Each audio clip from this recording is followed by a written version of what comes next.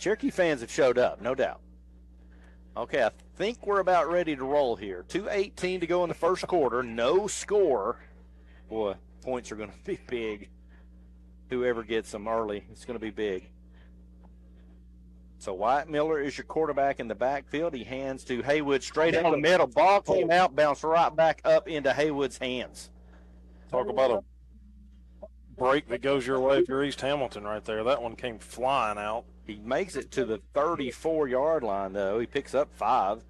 Henry Cook gets credited with that one and on the tackle, and I'm pretty sure it was either him or Montgomery that got a hand on the ball that popped it out. Well, I tell you what, though, Haywood shot through the middle of that line. He looked like he may have a long gainer there. Luckily, we got an arm in there and knocked the ball away. He's not the power runner we've seen from the Hurricanes the last couple of years. Definitely more of a speed guy.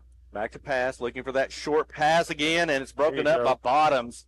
And he cheated up just a little there. He couldn't come up to get the pick, but he knocked it away with his right arm. That's played really well. It was. Bottoms, he's been very impressive the last couple of games. Yeah. And had some big plays. Pretty sure he had an interception down at Tonner, if I recall correctly. You're right, on the deep ball down through there. Kind of caught it over his shoulder. And right there, he just goes up physical with that wide receiver and swats it away. I got to think Haywood's going to see this ball here. He's in the backfield with Miller. He is going to be thrown to the near side, but it's just overthrown. He was open, and it's going to fall incomplete. It's going to bring up 4th down and 5. Now here comes the punter. They thought about it for a second, didn't they?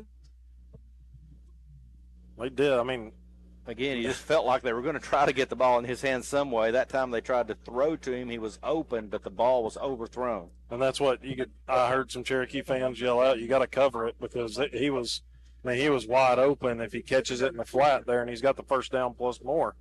Thankful for an overthrow. So here is the snap, and the kick is away, almost blocked by Jackson Montgomery. It's a great kick that's going to run sharp back to about the 11-yard line. He pulled it for a second. Now trying to find some running room. He does down the sideline over the 40, 45.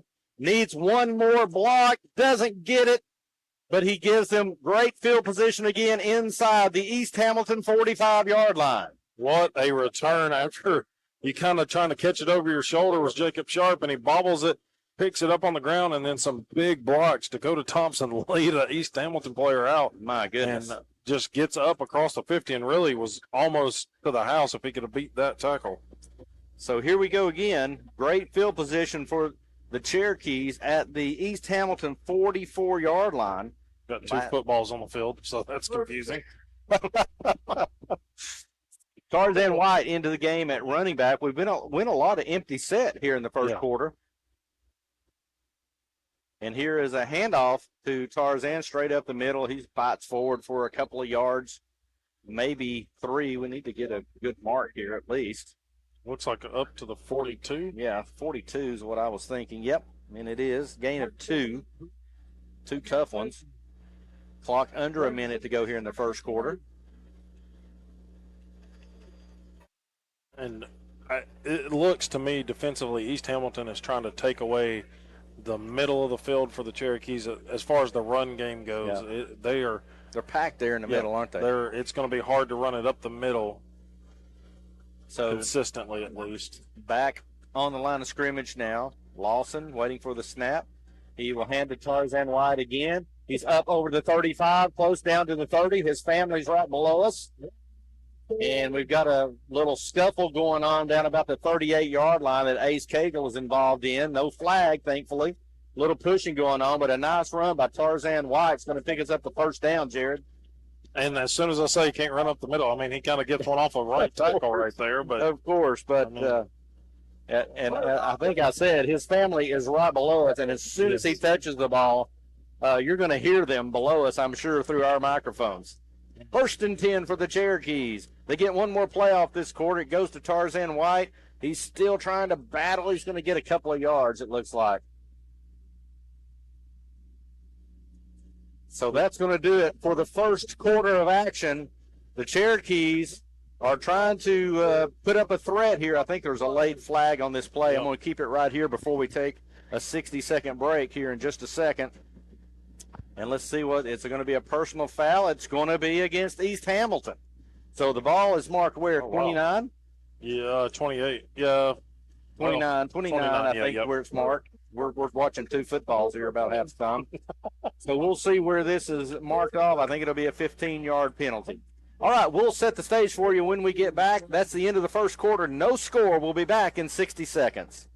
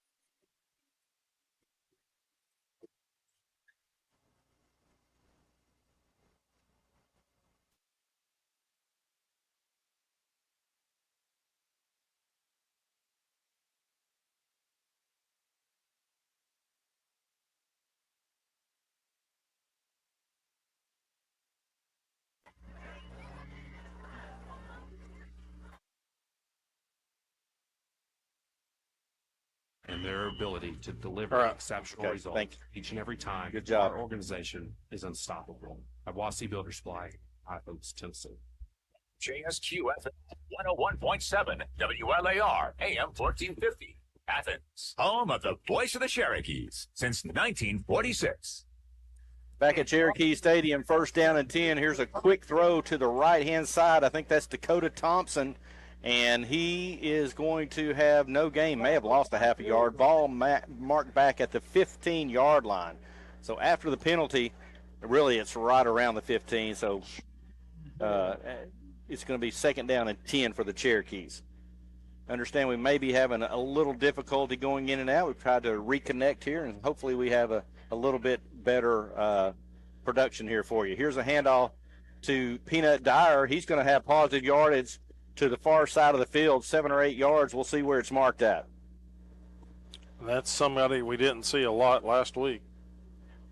Boy, you're right. I really did think we'd see more carries from him, and that's his first carry of the night, and it's a productive one. Actually picks up 6 yards. He is inside the 10-yard line to the 9-yard line.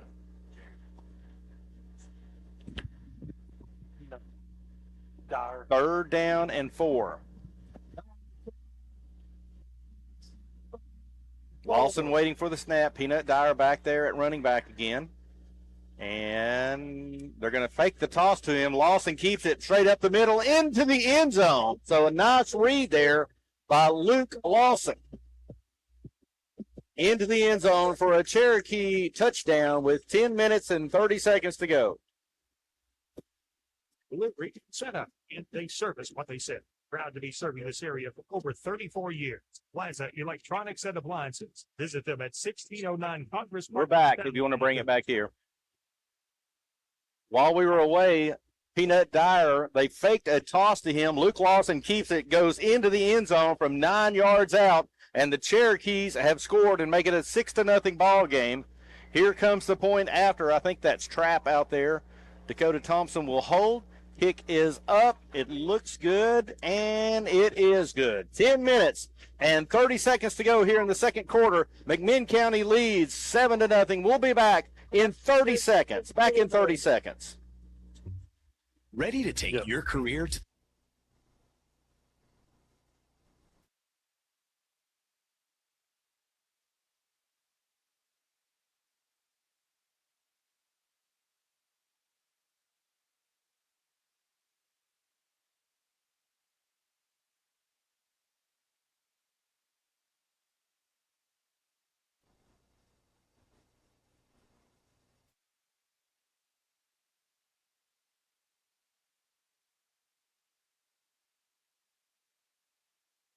No parent wants to think about their children growing up without them. Although we realize we can't control their future, we do have the ability to secure it through careful planning. So isn't it time to begin preparing for their future and your dreams for them? When you begin to game plan with life insurance, you're able to focus on what matters most today. Because life isn't about worrying when the storms of life will come. It's about planning how to dance in the rain. Game plan today. Game plan for life. Contact us today to get started. At 10 minutes and 30 seconds to go here in the second quarter, I think that's a big score, Jared, to get on the board. I agree 100%. Finally catching that momentum and being able to go with it. Defense has been playing really well, even with the threat of Hubbard out of the backfield for the Hurricanes, or Haywood, sorry. I keep thinking a couple of years ago. Yeah. So now you give them a little bit more momentum with having a 7-point lead to play with. Here's the kickoff, going to be taken by the return man at about the 9-yard line. He's going to be lucky to get to the 20. Good coverage there by the Cherokees. That is something. Special teams for McMinn County, I feel like a broken record because we talk about it the last 4 or 5 years, and it's been a key turning point in a lot of ball games for the Cherokees to pull out some victories. And already, of course, we saw the long return by Dakota Thompson last week. We've seen 2 returns by Sharp already tonight that have put us in great field position. I think he was a little extra motivated, not going out of a game, getting hurt, and then having to be limited last week. I think you saw a little motivation on some Jacob Sharp returns right there. Ball is at the 19-yard line. Miller at quarterback. He's going to hand off straight up the middle. I imagine that's Haywood. It is up over the 20 to about the 22-yard line. So it's going to be only a pickup of 3 yards, which you kind of feel pretty good about the way this guy runs. Been finding some open areas. He fumbled forward for 5 yards earlier and looked like it was about to be 12 or 15. Big Region 4 5A game right here. First one of the season for both East Hamilton and also the Cherokees. Here's a pass out to Haywood. He's going to be taken down. It's a nice play. Dakota Thompson came up from that corner position, cut his legs out from under him. He picks up positive yardage to the 26-yard line. And I will say, when Haywood caught that ball, I thought it was thrown behind him. Yeah. From our angle, it looked like it was going to come off the quarterback Miller's hands to the right, and Haywood did a good job to catch up to it, but Dakota Thompson closes out and went low to take – when you got a good ball carrier like that in open field, try to take their legs out. So a big third down here, 3rd and 3. Caden Melton almost jumped out of that linebacker position. And not saying take their legs out viciously. I'm just saying, get that's the ball the carrier way off his feet. Open field tackle. I mean, Miller, I think they tried to draw them off there. Delay a game. Yeah, how about that? Or did they get a timeout in? Well, let's see. Don't give The them flags came down. I guess they're going to give them a timeout. Let's keep it right here, Jared. Let's talk a little bit about that 2020 team and our game day presentation. First of all, always good to have Johnny Kaufman back. 49 years of experience doing Cherokee sports. It is, and anytime you can get a team, as we've joked about, maybe in all seriousness, maybe the best team McMinn County has had in quite some time, and easily the top 5 team, in my opinion, probably the top team I know that I've seen in my lifetime. Yeah. But you get those guys back and just hearing the stories and stuff, and I kind of was hoping, we'd get a little bit more jabbing at each other, but I think they were just such a close-knit group, and maybe there's some of them they couldn't tell on the radio. That's probably what the truth is. But anytime you can get that crew back, and I know you were a part of that team, you got to experience them front row down on the sideline. So exactly right. You got a good vantage point compared to a lot of people out and there. I really detected, and this is what every team needs, and they had a lot of it, was leadership. Man, I mean, there were nothing but leaders out there, and that makes a huge difference. And you could just tell the quality of young man they were as well in talking to them, and I really enjoyed that. They're going to be successful next stage of life as they already are in whatever they're doing. So 3rd down and 3. Miller waiting for the snap. He gets it. He's going to fake a handoff, looking for a throw over the middle. Now he's going to go down. Devontae Parker gets through there. Parker. That play just took too long to develop. We had the receiver coming across the middle covered, I guess, and eventually the protection broke down. So it's a sack. back to the 22-yard line, loss of 4. You count that as a coverage sack right there. Yeah. But either way, Javante Parker, McMinn stayed true off the play fake right there to Haywood. They stayed true, and you saw the right side of the line trying to jump up and deflect a pass, and it caused a pump fake, and Javante Parker able to get back there quickly. Sharp and Thompson back to receive the punt, and that's 2 good ones. I feel like it's the time's coming. They're due right here. Yep. Here is the kick. It's going to be low. It bounces across the ground. I don't think we're going to be able to pick this one up. However, exact opposite. Not a great kick because, once again, the Cherokees are going to take over at midfield. I think they're on 49 after the punt. Can't fault the field position start tonight. That's not going to be an issue. That's the truth. So the Cherokee offense, after putting 7 on the board with 10:30 to go in the second quarter, comes back out. It's 7-0. McMinn County over East Hamilton with 8 minutes and 7 seconds to go in the second quarter. A reminder, Cherokee Chat coming up on our Midway Milkshake halftime report, and I'll be joined by Cam Miller, the big tight end / linebacker. Plays, he gets in a lot of plays. Here's a handoff straight up the middle. Tarzan White leaks to the right-hand side. He's going to have positive yardage. Now they're beginning to push that East Hamilton line back a little bit. Just it kept moving, and Tarzan would see a block and then kind of bounce outside. It was jammed up, bounce out a little bit more. Just very patient run right there by Tarzan White. East Hamilton 46-yard line. It's a pickup of 5. Peanut Dyer comes back into the game. And they're looking to the sideline for a play. Cam Miller, here's an interesting point for you. Cam Miller, freshman year, 5'7", 158. Senior year, 6'2", 216. He's doing a lot of growing up. Big time. Here is a handoff to Peanut Dyer. Right up the middle, runs into the line, bounces back, but tries to get himself back to the line of scrimmage. That's all he can do. That one, the door just shut very quickly. Boy, it did.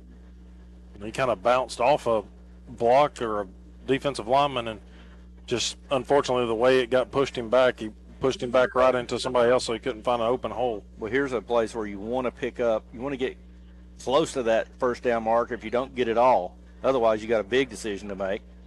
Peanut Dyer is the running back again. Lawson waiting for the snap. Here it is, straight back to pass. They're going to look to a short pass. It's knocked down on the far sideline. Guess who? Haywood. Yep, that was dangerous right there. I mean, Lawson can sling it pretty quickly, but just kind of threw it. They're going to punt it. Yeah, quick decision there. Well, that was played well by Haywood from a defensive standpoint. Yep. And guess who's going back to get the punt? Haywood. So here comes Alex Powers back into the game to punt. He's been just outstanding this year.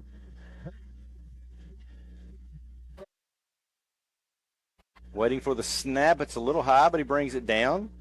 And here's a punt that's going to bounce at the inside the 5, and it's going to be downed inside the 10, close to the 5-yard line. There's a flag, a sideline warning, I guess, on the East Hamilton. So that one will back that up even further because that's the second one. Yeah. Everybody gets one without a penalty, and then they start adding the yards to you. Well, so this is going to be, half the distance maybe to the goal? Still going to be first down and 10 for East Hamilton. Let's see if they mark it back. The ball is setting. We'll call it the 6. It's actually just over the 5-yard line. And I'm coming to see if they are going to mark it off. I think they're not going to mark anything off, are they? They've got switching out the footballs. East Hamilton must be kicking footballs now that they are switching out. They're not going to mark anything off. They're going to leave it right there. But nonetheless, after the punt, it's down to. Now they move it. Now they are. Okay. So I think we're going to call this the 3-yard line. And it is. Now this can be dangerous. We've had 1, 2, 3, 4, 5 punts already tonight by both teams. And here is a handoff straight up the middle, and the runner is stopped. I'm not sure he made it back to the 3-yard line. We'll see where they mark it. The 2 from the near side, Judge. Well played by the Cherokees there, clogging up the middle. They tried to hand that to Haywood, I believe. Yep. He stays in the backfield. We haven't seen any of the Wildcat formation. Had Miller back there at quarterback. They did give him the line of scrimmage, so it's still at the 3-yard line. It's a little ways away for us from our vantage point as far as telling exactly where it's set down, but the scoreboard tells us it's at the 3-yard line, and whoa, that was almost, again, Caden Melton almost jumped off sides from his linebacker position. You can't get into that neutral zone at all. Now here's a whistle, and maybe a timeout East Hamilton. Well, 5:39 to go in the first half. McMinn leads 7-0. We'll take a 30-second break.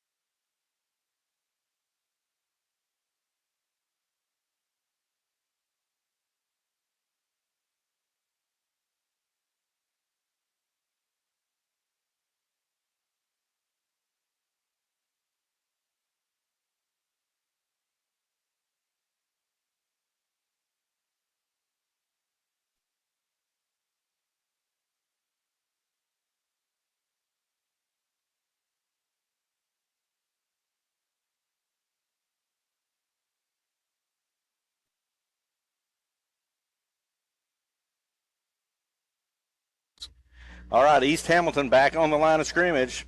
Wyatt Miller, the quarterback. Haywood back there. Right up the middle again with Haywood. A little more running room this time, but not played poorly by the Cherokees. I think he picks up 2 or 3. Got taken down by Jackson Montgomery right there, and Cam Miller bounced him off of him, and then Montgomery took him all the way to the ground. We're going to call this the 6-yard line, which is kind of where we started before the penalty, before the sideline warning penalty that was put in place. So it's going to be 3rd down and 7 from the 6. Big chance for a stop right here for McMinn County's defense. So Miller at quarterback. Haywood back there. They fake it to – no, they do hand it to Haywood, looking for some running room. He's not going to make it to 1st down territory. He's going to be brought down inside the 10. Actually, I think we'll call it the 8. That was played well. Yeah, Jackson Montgomery, defensive tackle, gets to the outside and chases him down. So it's going to bring up 4th down and a long 5, and here comes the punt team again.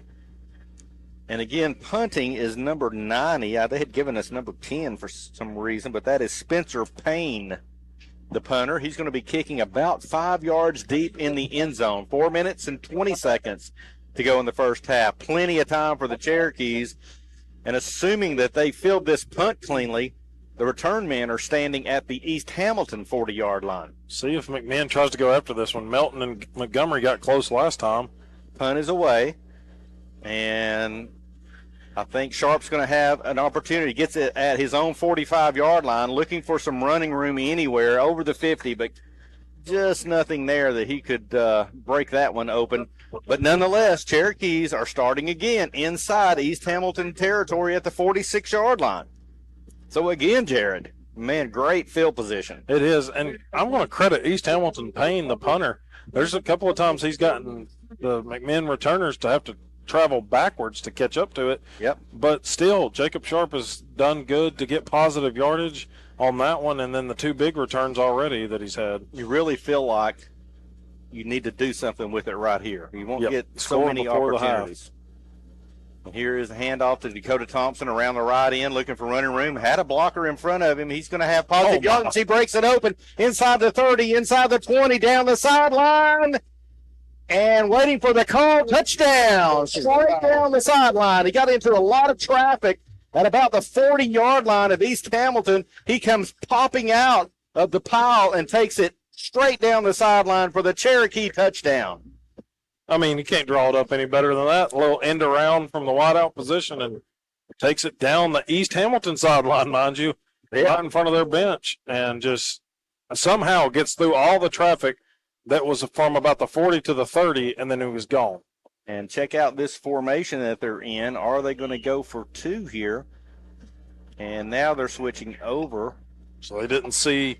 And where's the – okay, now they're throwing the T in. I think we forgot the T. Trap is running over, getting it set up. Plenty of time. 10 seconds still left on the clock. Trap. Snap to Dakota Thompson. Here it is. Ball down. Kick is up. Waiting for the signal, and it's good. 3:41 to go. Here in the second quarter, McMinn County stretches the lead to 14-0. We'll be back in 60 seconds.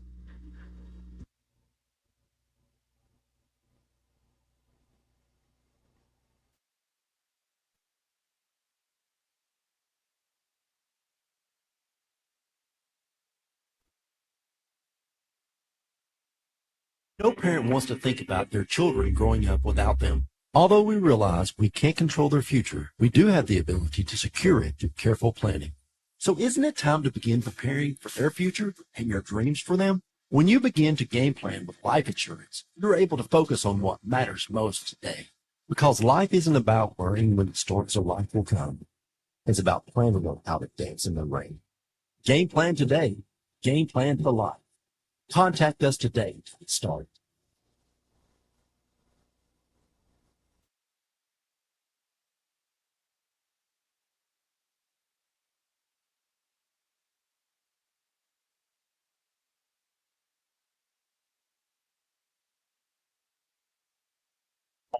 Undefeated Morristown East 21-14 on the road. Science Hill blanking Union out of Virginia, up in Big Stone Gap, Virginia area.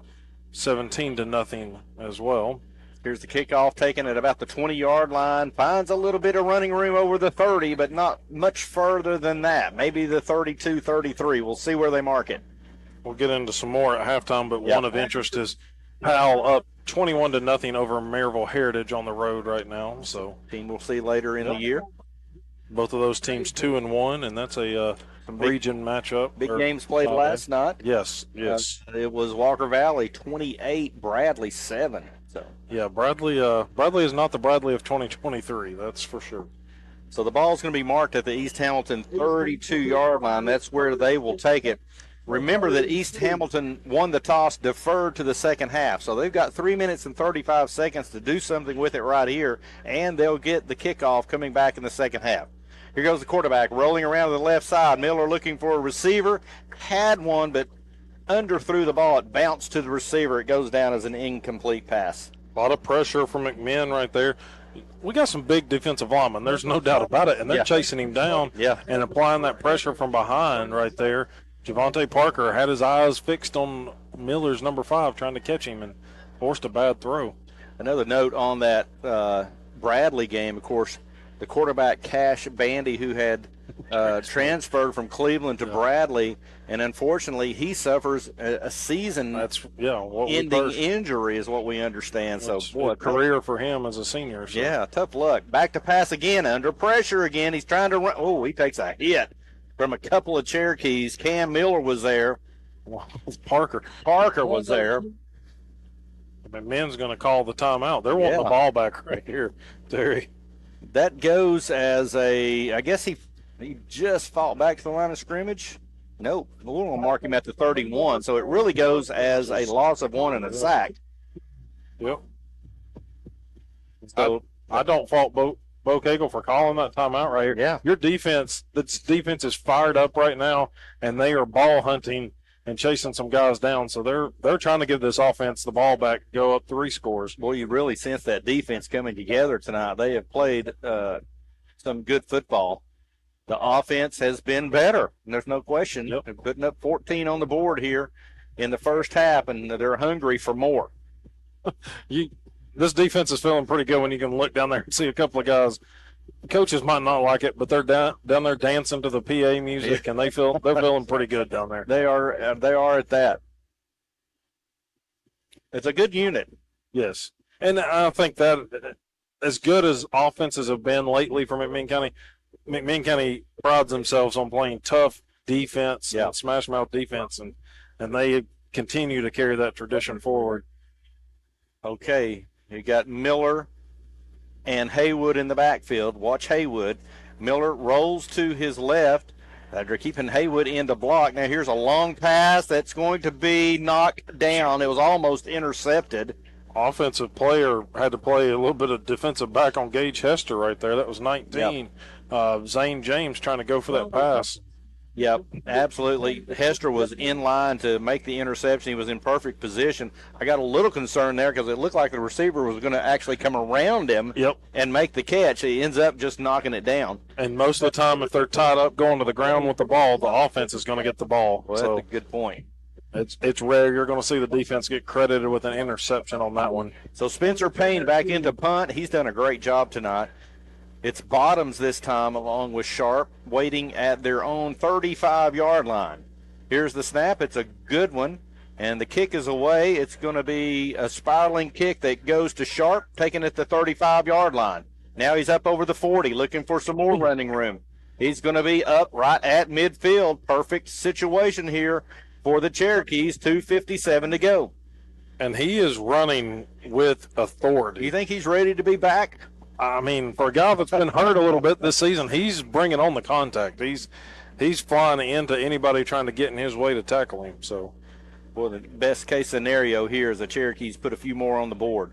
Ball is going to be this drive will start at the McMinn 49-yard line. First down and 10. And you can see East Hamilton, their backers are all the way up. They're within 3 yards of the defensive line.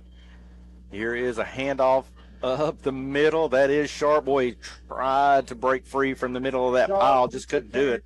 Picks up about 3 yards, though, to the, I think, East Hamilton 48's where they're going to end up marking this. It is. So a pickup of 3. It was 3 tough yards right there. Not in too big a hurry. Still meant 2.5 minutes to go in the half. If you're just joining us, McMinn up 14-0. Lawson in the backfield. He gets it. Now he is going to hand off to Sharp. Sharp's got to beat 65 to the edge, and boy, he just held on to his jersey. Wow. Needed one more step. That was a nice play by 65 right there. Let's call his name Taylor Smith. He was actually one of the captains for East Hamilton. That's hard to chase down Jacob Sharp, and he did it by the shirt tail right there. Sharp moves it to the 44-yard line of East Hamilton. And it's 3rd down and 4. Now you got Tarzan back in there. Got to get to the 41-yard line. More like 3rd down and 3, really. Yep, Tarzan. I think it's a running situation because they're kind of covered over the top. And here is Dakota Thompson coming around the end again. He's got to get to that 1st down marker. Can't do it. There's a flag down. He took a pretty good shot to the left knee there to be brought down. I'm not sure the flag. Well, it's holding, it looks like. I think they'll take that and push the Cherokees back, even though it gives them a down, because it's going to be like 4th down and about 2, which I think the Cherokees would go for. And they are going to take it. So this should come. I'm going to wait and see where they mark it. Referee got a little confused on what hand signal he wanted to do. He had it right, but second-guessed himself. The penalty takes it back to the McMinn County 48-yard line, and it sets up a 3rd down and 11. And so I think you're exactly right. They knew McMinn County, 2 yards or less, they're going for it. So push them back. 1:33 to go on the clock, and it is now running again. Empty backfield. Lawson straight back to pass. Looking downfield over the middle. They hit Sharp, almost a face mask. No call.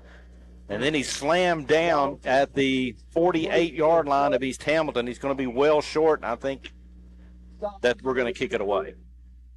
And that's probably a good decision. Actually, to the 47 is where they're going to end up marking it, but that's still going to be 4th down and 6. And I didn't even see Sharp come out of there in the middle, just Lawson through it, and there was Sharp right there in the middle, and it was at least positive yardage, but just couldn't find that seam to open up. I tell you, Alex Powers is fleet of foot, and I tell you better watch him, especially right here at midfield. Well, I thought that on the last one. He had the whole left side of the field. Yeah. I thought, man, if he saw that and could tuck it and run. And here's the kick. It's away. It's a good high kick that's going to hit at the 20, bounce inside the 15, still rolling to about the 13. Another good he one. consistently does his job. It's not necessarily flashy, but he consistently does his job. So now that's where East Hamilton, we're just going to keep it right here as there's only 26 seconds to go. Got to keep everything in front right here, Jared. Yeah, you're not going to catch the safeties playing inside the box on this one. They're going to hopefully be backed up, although trying to figure out. There you go. Okay. Now we're backing them out a little bit. I was like, they don't need to be within 10 yards of the line on this one. No. And McMinn County going to have somebody else come out. And let's see. Are they bringing somebody out? And I don't know. Peanut just ran on the field, but there was nothing. I don't know. Bringing him out. They're putting Henry Cook in. I mean, he still had time to put the mouthpiece, if that's what they're saying, but, I mean, he was running out there, so. So the ball on the 13, 1st down and 10, and they're just going to take a knee. Oh, he got knocked back. Came close to, I think, tripping and fumbling it. Yeah. So that's going to do it here, I believe. Cherokees are starting to walk off the field. There's time if they want another play, but now under 10 seconds, that's going to do it, surely. We'll keep it right here for just another second to be sure. Now both teams walking to the locker room. So that's going to do it for the first half action here with McMinn County holding on to a 14-0 lead over East Hamilton. We're going to take a 60-second break. We'll come back to the stadium, talk a little bit about the first half, and then don't forget we're going to go into Cherokee Chat in just a few minutes, and we'll talk to Cam Miller during that time. But right now, a 60-second break. Simmons Bank is proud to be part of our communities. I'm Shane Whalen, Regional President of our East Tennessee market. Simmons believes that healthy, vibrant communities don't just happen on their own. They happen when people make investments in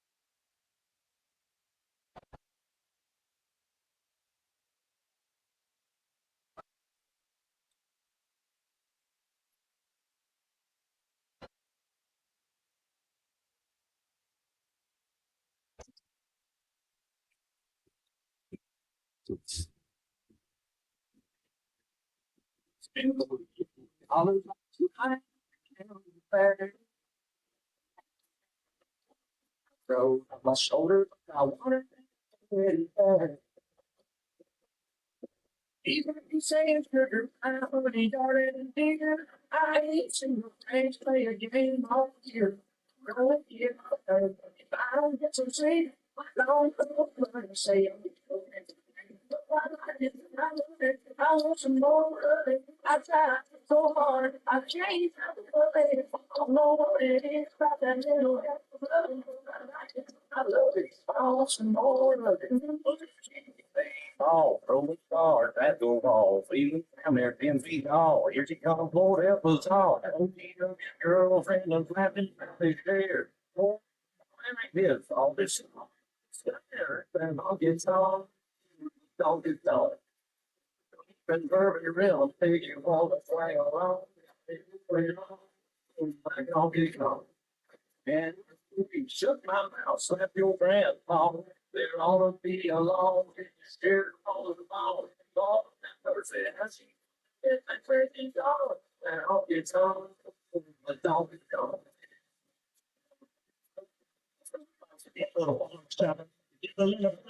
Little wild.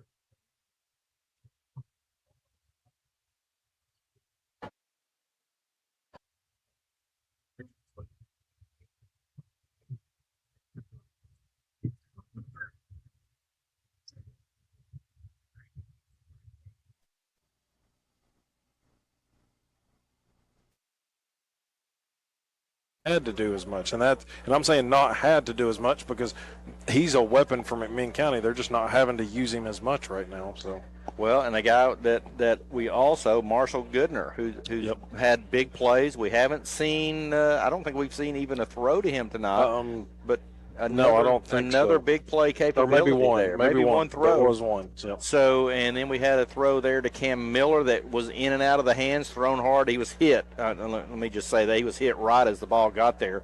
It wasn't like he just dropped it or anything. So there's other players on this team that when they start stepping up, these guys are going to be hard to handle. Yeah, and they're all trying to find a rhythm, I think, especially offensively. Defense, I think they're feeling good about the way they're getting pressure on East Hamilton right now. But the offense, they're seeing some new wrinkles. Some guys are getting in positions that they don't normally get to try out, and positioning on the field, per se, of where their routes are going. And across the middle, Jacob Sharp, Cam Miller across the middle has been really good for McMinn County here in the first half, and had some open. I mean, when you throw it to Cam Miller on a little kind of drag route across the middle, and he hits his hands and almost still gets to the end zone, that's a good possibility that one of McMinn's other receivers could have caught it in the end zone as much as it got deflected. But that shows you that there is some strength to this offensive side of the ball that will be really dangerous when McMinn can get it going. All right, so this week I had the chance to sit down with Cam Miller, who we were just talking about. He's our Cherokee Chat guest. So we're going to take a 60-second break here, and then when we come back, Dan, if you'll go ahead and we'll go straight to that Cherokee Chat interview, and then after that we'll take 60 seconds and bring it back to the stadium. So right now we'll take a 60-second break. At Midway Milkshake, we believe that every day is a great day for a milkshake. We offer a variety of sweet treats, including milkshakes and desserts, such as banana splits, sundaes, hot fudge cakes, and strawberry shortcakes.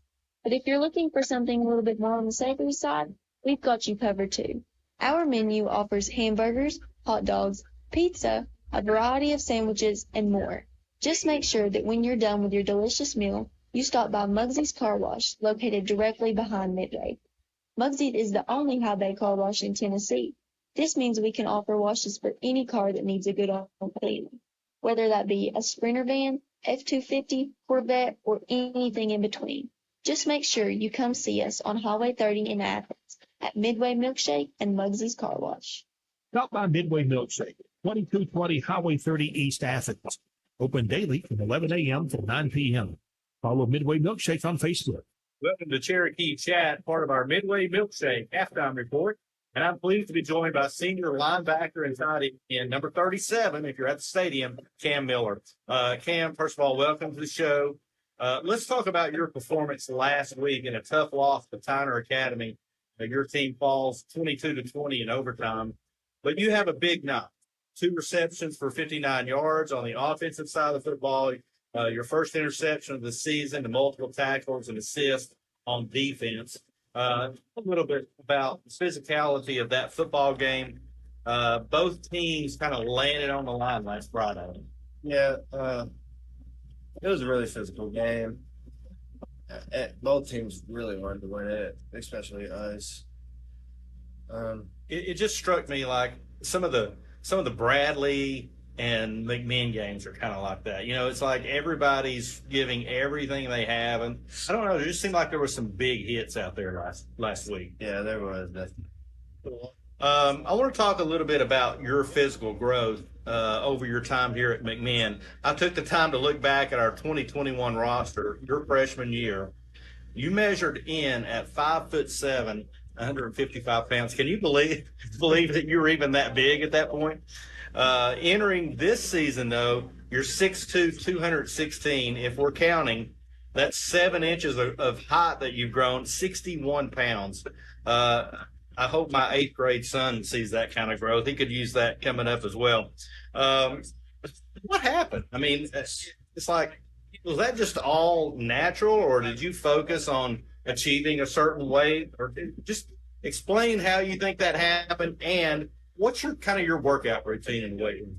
Yeah, that's just all natural. I felt like I was small coming into high school. I just had a growth spurt sophomore year, and then Big time. Yeah. Just went more than that in the following 2 years. I can remember the freshman, sophomore years, and of course, and we'll talk about your brother Jaden playing here as well in a second. But you know, obviously, when you have 2 brothers out there, you can't help but kind of notice them together some. Oh, no. Man, if he just had Jaden's size, you know, and then bam, we come back, you know, the next fall, and you've got it. You've probably surpassed him, I would imagine. But so tell me what are things you work on yourself when you're in the weight room in certain areas? Or I like to push myself in the weight room, do more than what my percentile says. Sometimes do more reps if I can. And talk to me a little bit about just having the new performance. Since we're talking about weights a little bit, how has that benefited this team having that facility? It's big. We can fit the entire team in there. We can do even more lifts than we could in the little one. Yeah. A lot of new stuff, new equipment. It's big. Just much more efficient at getting in and out of there. You don't have to wait. Yeah, definitely. I want to talk about for a second about you're playing dual roles on this team. Obviously, you play offense and defense. First, is that something you did coming up through the ranks of youth football? Yeah, I played both sides until I got to high school. What positions did you play coming up in youth football? Mostly played running back. Yeah. On defense, linebacker, line? I play safety. Safety? Very good. So, and who did you play for coming up? I played for Rossville when I moved to Tennessee. Okay. Very good. You played in that Rossville youth football program. Well, let's talk a little bit about what's going on in your life outside of football. Our fans like to hear about that. What do you like doing when you have free time? Do you work anywhere? You got some hobbies? Other things you're involved in? Over the summer I worked at the YMCA, watching the kids. But other than that, I like to play pickleball sometimes with my friends. Yeah. Where do you play pickleball at the Y? At ACMS. ACMS. Well, it's a popular game, and a great thing about pickleball, it's for all ages. I mean, a lot of people will enjoy that. How about attending? I know we're also going to talk about your athletic family here in a second, but I know Addie's involved and has been a lot. I guess when you can, you get out and support her as well. Yeah, I do. I've been in a couple of volleyball games so far. So, Cam, you're a couple of years behind your brother. He was a junior as you entered your freshman year here at McMinn. Obviously, Jaden has some big moments here. He's an impact player himself here at McMinn County. Do you recall any specific moments that may come to mind over that 2 years that you played together as a Cherokee? Um, yeah, I just remember him first time I seen him on the field and how like physical he played, and just I love seeing him play out there. Yeah, as a freshman. But then sophomore year, I got to play with him, which is so fun. Yeah, I was thinking that you guys did get on the field quite a bit together. Do you get an opportunity to talk to him very much? Yeah, when I can. Yeah. Does he have some comments or advice for you, or does he just leave that up to the coach? He gets on me sometimes. Oh, okay. So not just advice, getting on to you just a little bit. Well, that's what brothers do. All right. Well, Cam, you have a lot of support here on Friday nights. Really, you just have a great family, your mom and dad. And they're all athletes, by the way. Your family's super athletic, and as I recall, including your mom and dad at their time, too. So I like to give all of our Cherokee Chat guests an opportunity just to name some of those people that are here on Friday nights, week in, week out. They're here for you. And just mention a few of those if you'd like to.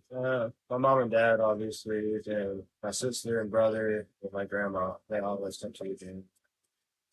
And that's not only football, but you're a dual sport player here, baseball as well. So that's coming around. What do you think about the next baseball season?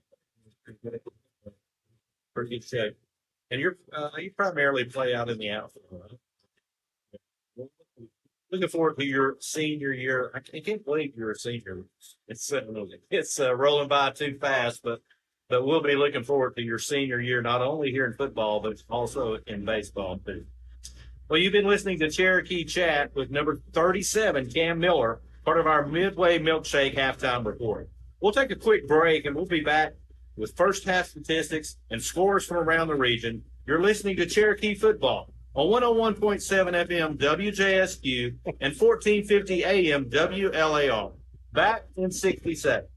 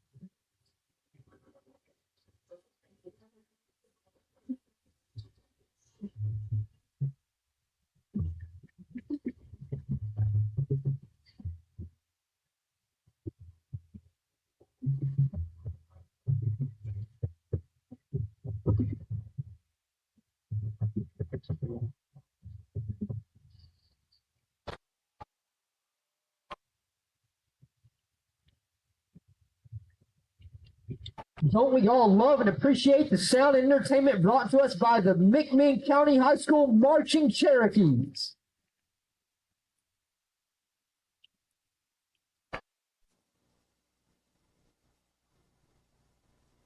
People beat by about 40-0 at halftime. That's just the way they took care of business. But at William Blount, when they score, when William Blount scores, they shoot off fireworks, and it's loud, and it takes you by surprise and everything. So William Blount score. You're on offense. Yes, sir. The defense allows them to score. They're coming off the field. You meet them at midfield. You take it from there. Yes, sir. And I remember just coming up and being like, hey, boys, this is I might have used some different words. Yeah. I was like, this is unacceptable. I don't want to hear those fireworks again, and pretty much. And I think you got the word out. I think that was it from that.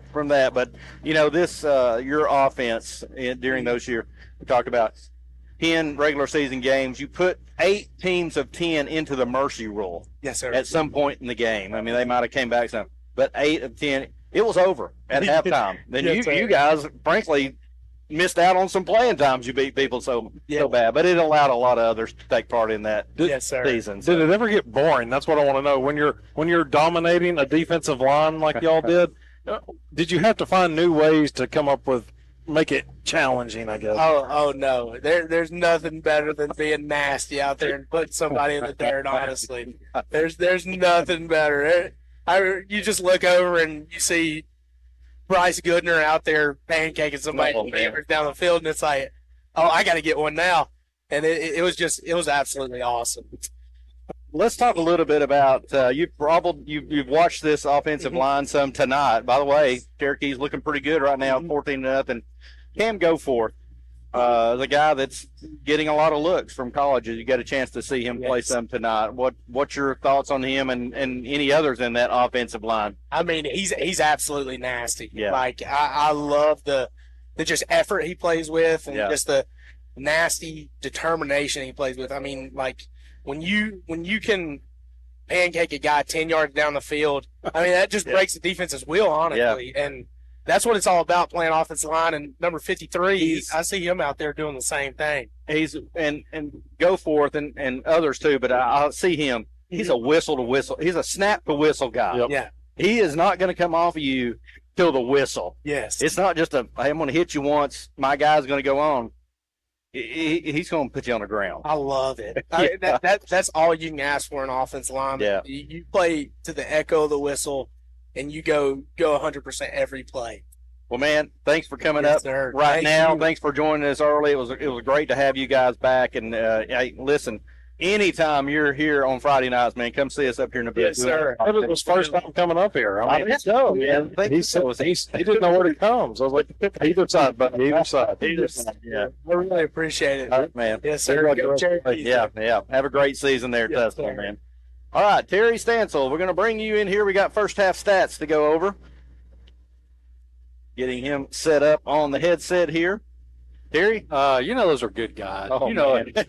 I mean, that's all you can say about it. Okay, for McMinn, 114 yards on 16 carries, averaging 7 yards a carry.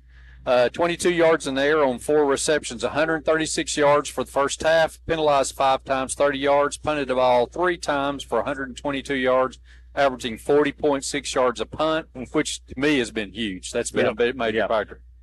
East Hamilton, 14 yards rushing on 12 carries, averaging 1.1 yards a carry, 15 yards in the air on 3 completions, 29 yards total half offense, penalized 4 times, 40 yards. Leading rushers for East Hamilton, Wyatt Miller, 5 carries, minus 11. Jaden Haywood, 6 carries, 18 yards. Wyatt Miller's 3 of 8 in the air for 15 yards.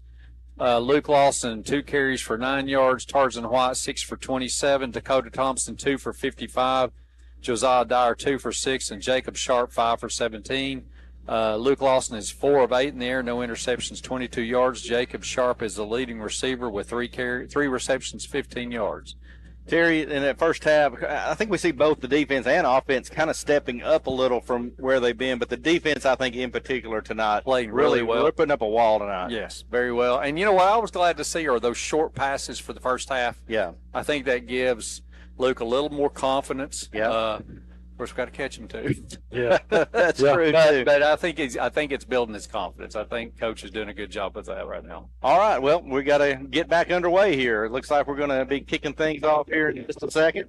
Hey, brother, Mr. Brad Bennett up here in the. Terry, I'll hit some scores real quick as they're getting set up. So, as we mentioned, a lot of games were last night. In Thursday action, it was Alcoa beating Greenville. That was a tough matchup up there, but they win it easily 31-13. Walker Valley, as we mentioned, beats Bradley Central on the road 28-7 last night. Currently, Anderson County is up on Fulton by 1, 14-13 in the second quarter. Cleveland up 25-0 at home against Farragut in a Region 2 6A matchup. Knox Hall's blinking Hardin Valley in a 5A versus 6A matchup, 21-0 at the half. Powell is still up 21-0 over Heritage in the second. Polk County is up 10-7 at the half over Tellico. Maryville up 21-7 on the road at Knox West in the third quarter. McMinn Central blanked Brainerd last night. It was technically a Brainerd home game, but they did play in Inglewood due to some concerns. So they won 35-0. Tyner got beat at Chattanooga Central 26-23. And Saudi Daisy blanked Sequoia 35-0.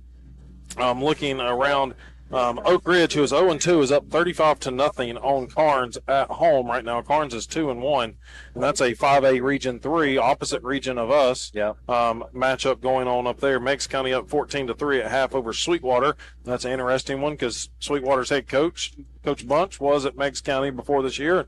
Nathan Simback, of course, the head coach. Ray and Howard, that game has been canceled. Yeah. Which is big because it's a region matchup. So we're going to see if they make that up and how that plays into standings at the end of the season. And then we got no score on the Knox Central Ottawa contest for our other region opponents that we're looking at. All right, whistles have blown. Gideon Upton getting ready to kick it off. Oh, actually, that's Trapp out there kicking off this time. And the ball's going to be settling in at the 10-yard line. That's where East Hamilton's going to take it, and that is Haywood with the run. Finds some running room, but brought down over the 30. Nice tackle right there by Drake Frazier. Good job, McMinn. It looked a little sketchy there for a minute that Haywood was about to take it to the other end of the field. If Frazier doesn't make that tackle there, man, that could be he could have took it all the way. Yep. Had a couple other guys chasing him, but that was a nice tackle. Defense coming out of the locker room, and as good as they have been this game, you hope that the halftime didn't cool them off a little bit. Absolutely, and it's just a 2-score game, man. There's still 24 minutes of football to be played. A long ways to go in this one. Here is the handoff to Haywood, coming around the left-hand side and missed a tackle right there. Finds some running room. Going to pick up 2 or 3 yards. About had him in the backfield, couldn't bring him down. Ball's going to be up over to the 36-yard line. Pick up a 3, going to bring up 2nd down and 7. They're going to rely on Haywood the entire time. You can see the potential there that he has of breaking one, though, but the Cherokees kind of known for that bend, don't break kind of defense, and that's what they've shown here tonight. It's a big front for the Cherokees. Here is a handoff, this time coming around. No, I'm sorry. The quarterback pulled it back up the middle. That was a nice fake right there. Miller shaken up a little bit. He's He's up. It's going to be enough for the first down over the 45-yard line to the 46. And let's see if Miller is going to stay in the game. He's limping off. This may be where we see that. They see that Wildcat. Yep. It's going to be first down and 10. It was a pickup of 10 to the 46-yard line. It's the East Hamilton 46. I don't really know who is. We're going to have to see how they get lined up here. Yeah, it's going to be Haywood. He's going to the armband with the plays on it. Yeah. So now we're going to see that. Now we see the Wildcat. And brought on by an injury. Now they're going to call a timeout and talk about it. Yep. I'm play sure, clock got down to 1. And I'm sure they hate wasting that timeout. They're down 14-0. Those become critical as you make your way to the end of the game. Yeah, and when you're behind, especially one you're trying to get back into right here. And for East Hamilton, that's not the start they want. McMinn County's loving it. Let them burn a timeout. Yep. It's they got the 2 plays for a first down, but it's key for the Cherokees to let them burn those timeouts. And I think this gives the Cherokees. Garrett Priest, the all-time leading rusher for the Cherokees, Jalen Hunt, is in the house. Welcome those guys back. They want to run him at quarterback. Well, Miller standing beside him. So there was no explanation given with regards to their game a week ago as why they didn't play Miller. Yeah. So it must have been some type of injury or something, because he's been in there the whole way at quarterback tonight. So here is a fake handoff looking over the middle. The pass is going to be complete to number 19, Zane James. He's going to be close to a first down if he didn't get it. That little slant pattern's been there all night. It has, and right there it was James just kind of got behind the linebacker for the Cherokees. Yep. And Gooden, it was Jack Gooden.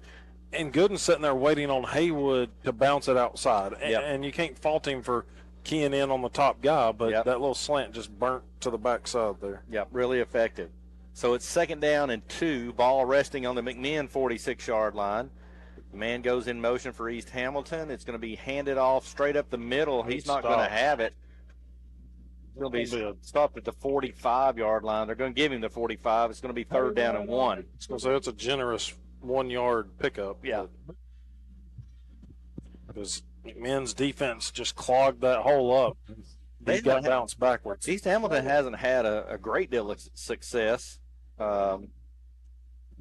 It looks like one of the East Hamilton players kind of shoved the referee out of the way. Both of us saw the same thing. That? Yeah, both of us saw he was coming on, and neither one of them was looking, but there was arms extended, but the ref didn't throw a flag, surprisingly.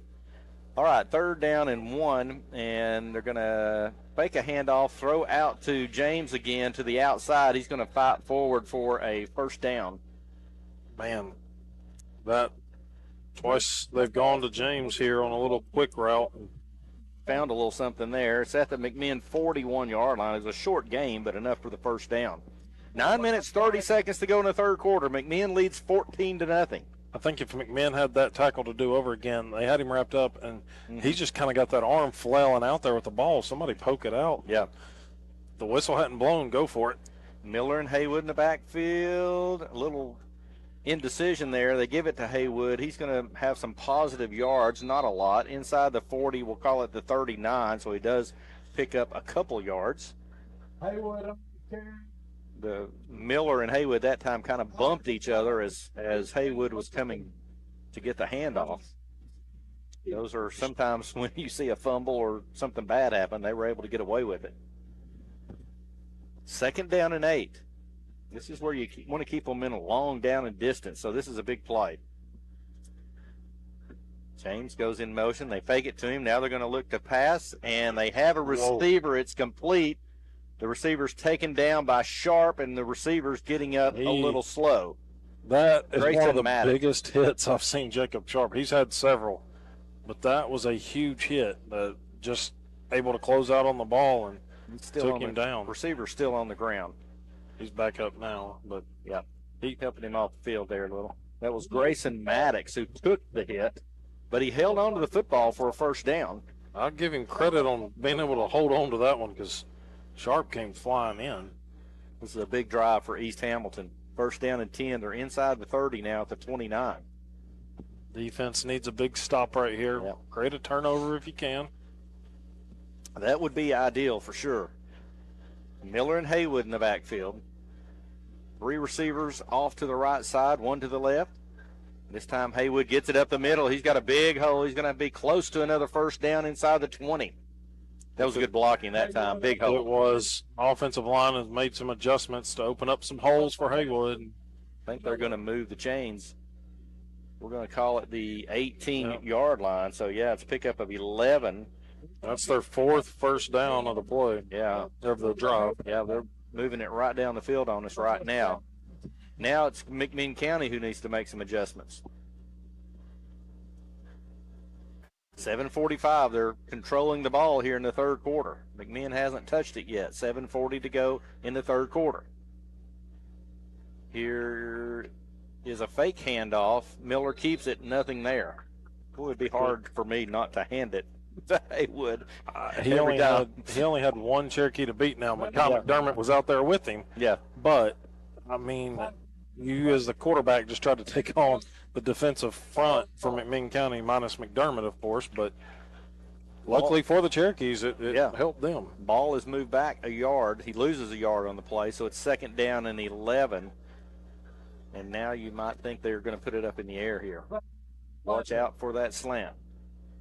Try to draw the Cherokees off sides with the hard count. Cherokees aren't falling for it. Now James goes in motion. They fake it to him. They're looking for a receiver downfield.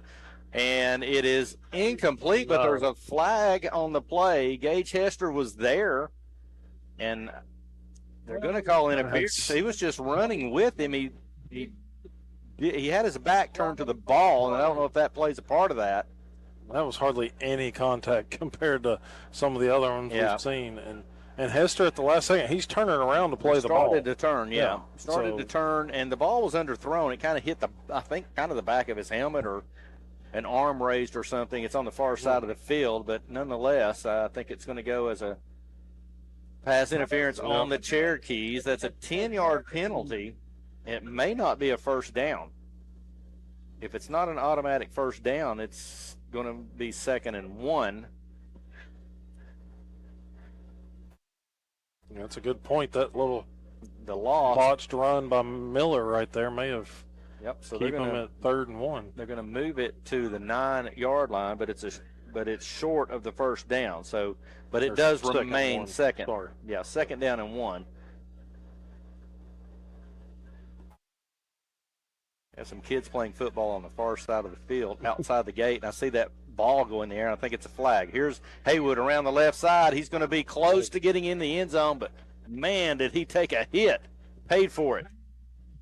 Might have been Miller. Cam Miller was in on it for sure. Waiting to hear PA. I don't think they could catch a name on it either, but Miller was over there. We'll give him the credit. So the ball's going to be placed at the 3-yard line, and that's going to be a first down and 10. And it looked like Haywood had the momentum to get in the end zone, and he just came to a sudden stop when at least Cam Miller, maybe another Cherokee, hit him almost simultaneously, knocked him sideways out of bounds. Black jerseys just came flying across, and Hayward disappeared from view for a minute. And here is a direct snap to Haywood. He's going to try to take it around the left-hand side. Does he get in? No signal yet. Now the touchdown signal. So he does get inside the pylon.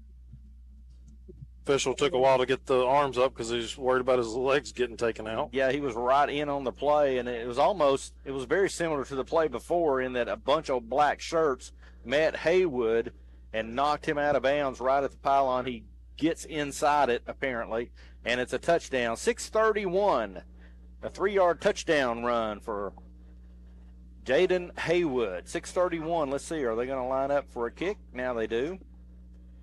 And that is kicker Spencer Payne coming out. This is important. These extra points are important here. 6:31, let's see. They make a difference in a lot of high school games. There's a penalty on the play before the play goes. It's offside Cherokees. That's going to move it a little closer. You know, I'm looking across the way at East Hamilton's sideline, and there's not a lot of players. Oh, yeah, that's one Hadn't thing I had not paid attention to. I hadn't noticed that, but it's not like a full sideline of players as we kind of have grown accustomed to seeing. So I think they declined the penalty to keep the ball at the 3. Or maybe they stepped it up a yard. Here's the snap. It's down. Kick is up. It looks good, and it is good. 6:31 to go, and East Hamilton has tightened this game up a little bit. The Cherokees still lead 14-7. We'll be back in 60 seconds. Did you know that All Things Exterior can help you design a custom carport, garage, or metal building to fit your needs? All you have to do is have your job site ready.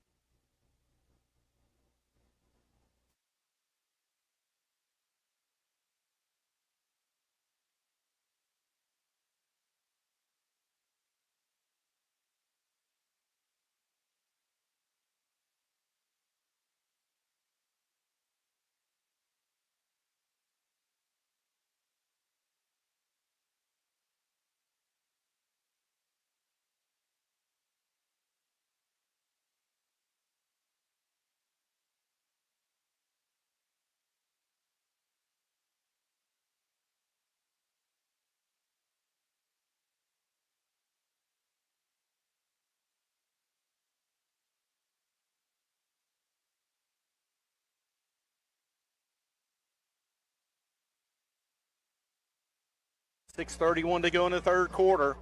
East Hamilton has tightened this game up with the touchdown.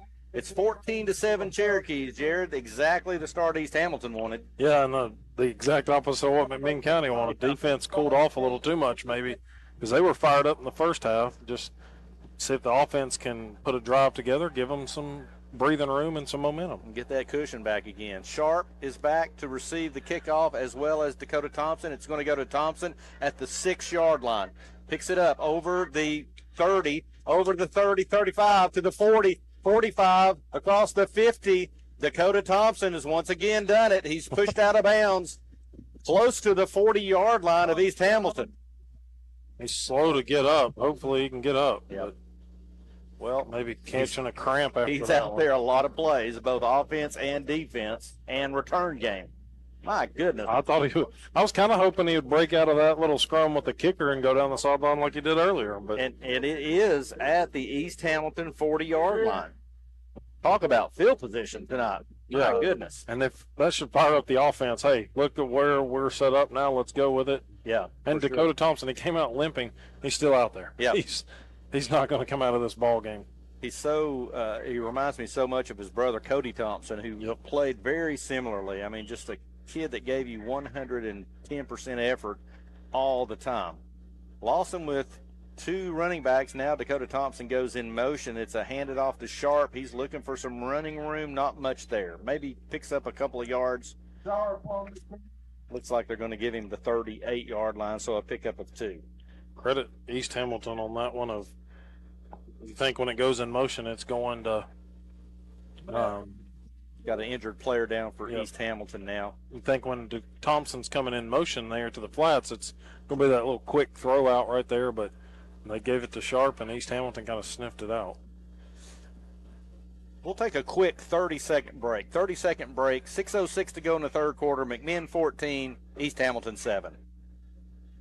Can something be old?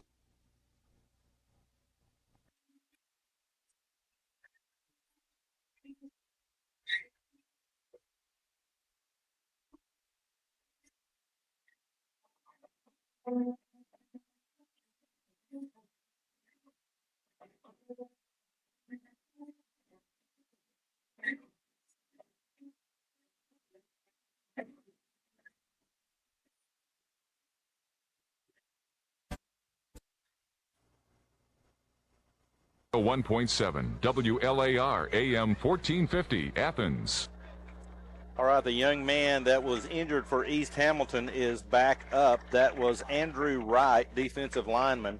Got up on his own power. Stayed down for almost the whole 30 seconds we were away, but at the end he pops up, walking off the field on his own power. So that's good to see. 2nd down and 8. Feels like kind of an important drive here for the Cherokees. Yeah, and, been a heavy dose of run. See if maybe they try to go up over the top because East Hamilton, again, they're playing within 5 yards of the line for at least the front 7. And they're going to fake the handoff this time. Lawson's going to keep it. He may get a yard. But they read that pretty good. Yep. And it's one of those plays where, occasionally the defense just looks like they have everything covered, at least from a run standpoint. Didn't look like there was much there. No, definitely not. Man, now in that 3rd and long situation. Yeah, 3rd down and 7. They mark the ball at the 37-yard line, and this might be that time where they go up on top. You've got Maddox and Drake Frazier, both wideouts on near side and far side. Dakota Thompson in that slot. I got to think Dakota Thompson, a little post route across the middle would look good right here. Straight back to pass. Pretty good protection. Now it's closing a little bit, going downfield, looking for Cam Miller. Catches it. He catches it, and they're going to mark it inbounds. What a catch. And a throw, because it was only to where Cam Miller was going to be able to catch that one. And that's where the 6'2", 217 tight end comes in handy. Yeah. He really just went up over the receiver, but he had to make sure his feet were in. He was pretty close to the sideline on the far end of the field. Here comes Tarzan in. The ball is down at the 8-yard line of East Hamilton now, and it's 1st down and 10. That was a big play. Sharp coming off the field. They're making sure he gets off before they start the play. That's good look by Luke Lawson right there to look back, make sure he don't get an extra Straight up the middle, Tarzan White, those hard yards. He's still trying to run. They got him down. He didn't feel like his knees were down. He was still trying to get another yard or two. Well, he runs hard. Yeah. And all that he went through in the offseason to get back, even to just take a snap on this field, it's all icing on the cake for him. It was a 1-yard gain that time to the 7-yard line. Looked like a couple, but they just gave him a yard. And here's a handoff again to Tarzan, straight up the middle. He's trying to get in. Is he?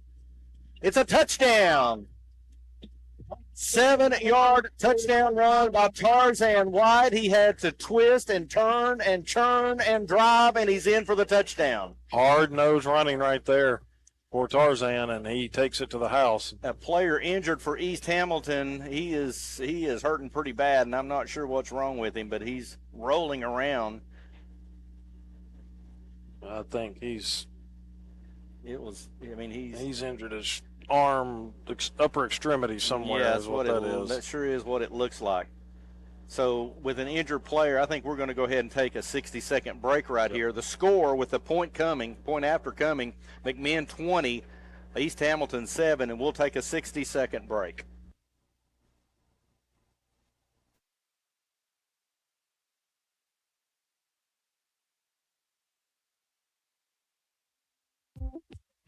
Introducing the brand new app for McMinn County Schools on Android and iPhone. It's everything McMinn Schools in your pocket. This is the home screen. Tap the schools icon in the bottom right to select a specific school.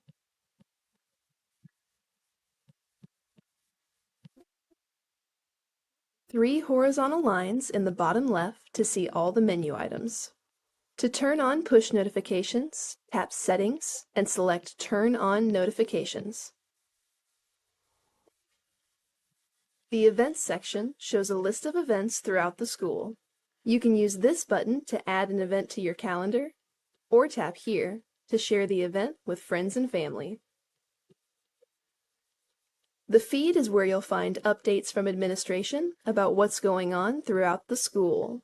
Whether that's celebrating a student's success or reminding you about an upcoming deadline, search McMinn County Schools in the App Store or Play Store to explore the app for yourself. It's everything McMinn Schools in your pocket. It's set. The kick is up, and it is good. Gideon Upton this time into the game.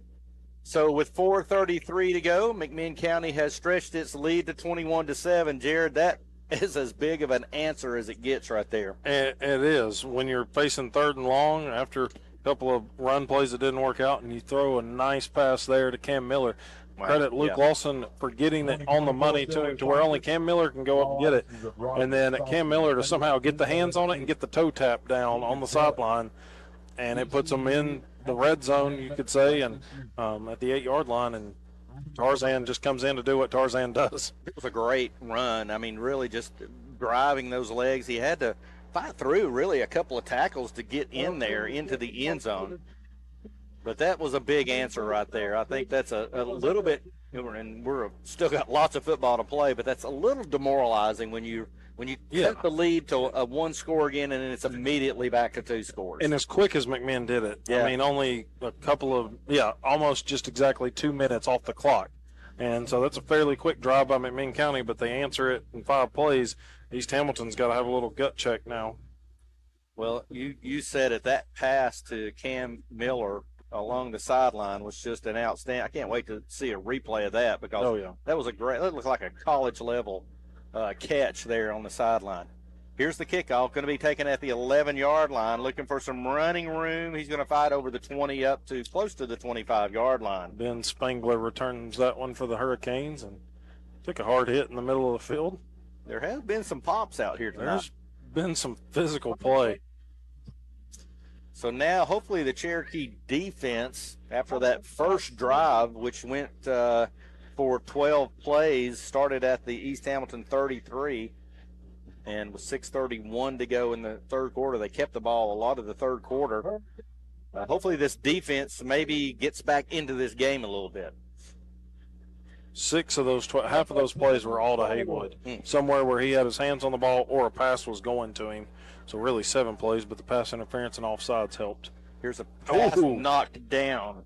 Henry Cook, big mitt in the air, slams that one right back to Miller. I like it. Looking for that slant over the middle, and it's blocked away. 2nd down and 10. Ball is at the East Hamilton 24-yard line. 2nd down and 10. That's a skill that some defensive linemen have to work at, and it pays off when, you can't get back there. Throw an arm up in the passing lane, make it harder to see or to get the pass through. You see those guys certainly at the college level, but for sure at the pro level. Boy, they know when to get that arm up. Here's Haywood going around the left end. He's breaking a couple of tackles. He's still going to lose yardage. He almost lost big time, but he broke a tackle. I think he got all the way back to the 12 or 13 running away from McMinn County. McMinn County defense, but they're going to mark it. I think it's at the 22. Someone was back there, and then Jackson Montgomery was also back there as a second person trying to nail him behind the line of scrimmage. So it goes, they mark it at the 22-yard line. So it is a 3rd down and 12. Now, empty backfield for Miller. And let's see if there's, not sure what they've probably another uniform violation is number 7 player runs over running off of the field. That's Grayson Maddox. He took that big hit there on their last drive from Sharp. He's got to come off for a uniform situation.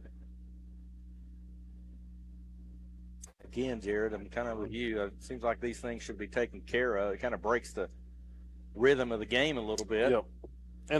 But I mean, I guess it can change, where you have your knee pads at during the course of a game. And I know we don't have it as much when we're doing the basketball games, but the officials are out there during warm-ups before the games, and they're looking for anything that might be off, bracelets, necklaces, things like that. So same concept, just come out a little bit early, one or two guys to look at the team. Here's a quarterback draw by Miller. He's going to break a couple of tackles. Now he's going down the left side of the sideline. He's going to be pushed out of bounds by Caden Melton, who makes a touchdown-saving tackle. Yeah, Melton closed out, thankfully, right there, because that was a huge play by Miller that he just broke some tackles on the left side of the field and really got through. Had him stopped before he was going to get first down yardage. So credit Miller on a great run right there. They end up, marking it at the McMinn 42-yard line. And he's hurting. So East Hamilton's going to leave him in the game, but he is – Hayden Melton, he didn't just push him out of bounds. He got to tackle him before they got out of bounds. So he's there. Dakota Thompson is like, no, you're not coming out. No. Even if you're banged up a little. Right there. All right, 1st down and 10 from the McMinn County 42-yard line. Here's a handoff straight up the middle to Haywood. He's going to have about 5 yards, just goes bowling his way. Man, that was a missed opportunity right there for the Cherokees to get off the field. 3rd and long once again and give up a big first down. This ball is at the 37-yard line, so I don't know. Down in 5.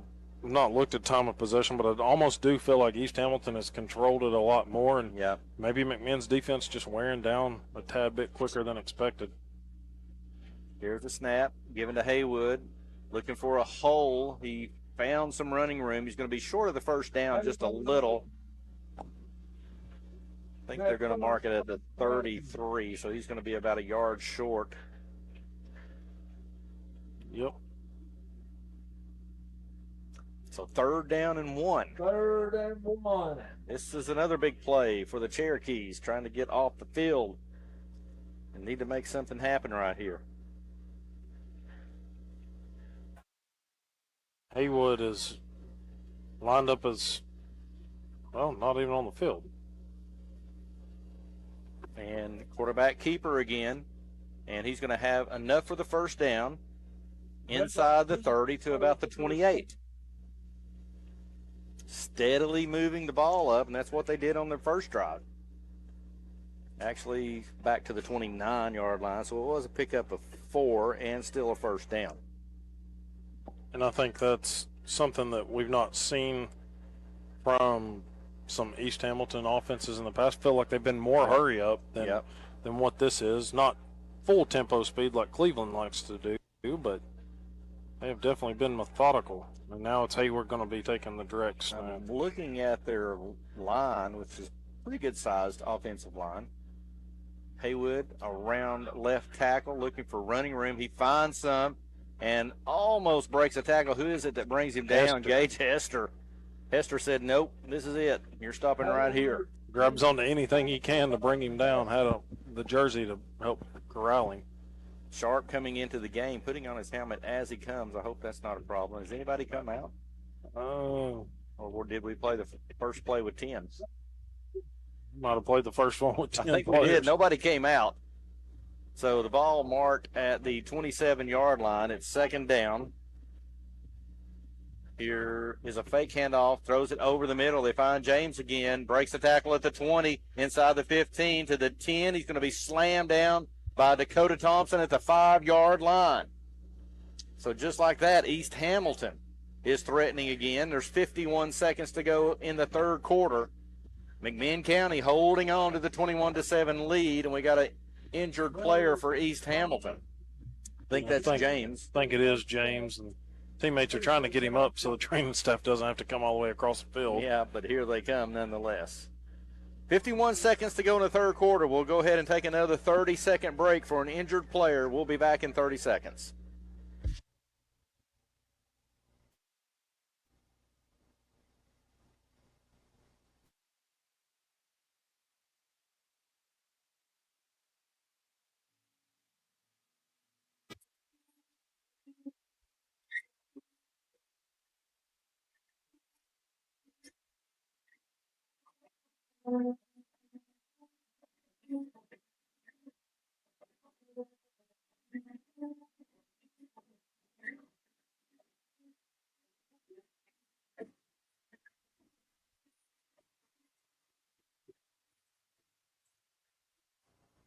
Ball is up 35-0 over Heritage in the 3rd quarter.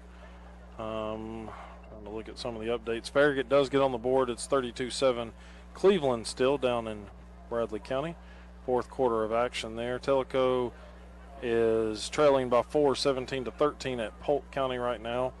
Maryville does beat Knox West 35-14 to stay unbeaten.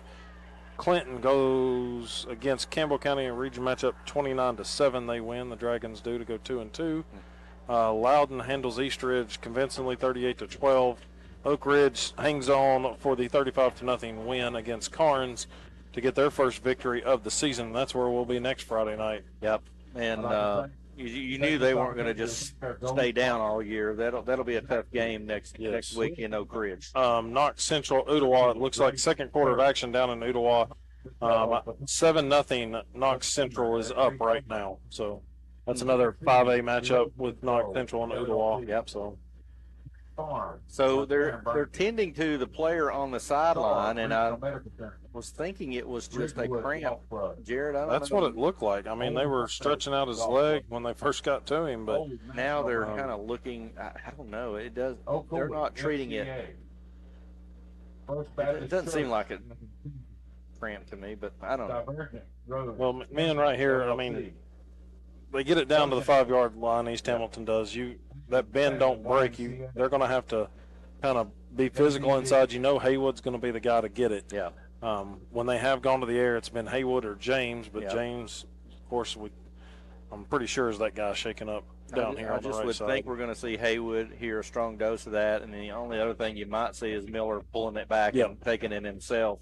And I That's will say, what they've shown. as banged up as Miller has looked, he's ran the ball pretty well when he's kept it off of that read option for East Hamilton. So what they've been able to do has been effective. And Both teams getting a fair chance here to rest up a little bit.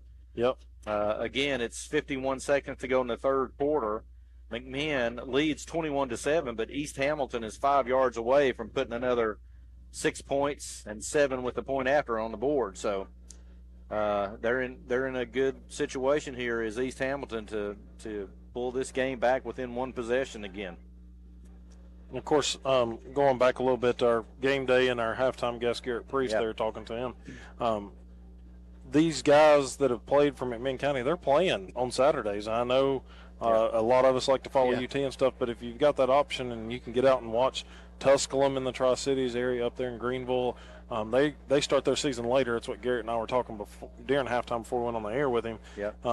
They've only played one game, so they still got a lot of games left. And, of course, as we talked to Johnny about Bryce and Landon with UTC down there, they get started in conference playing tomorrow with Mercer. I think Johnny said 6 o'clock kickoff. And, of course, UT playing tomorrow night under the lights in Neyland. That's going to be a good weekend for some college football as well.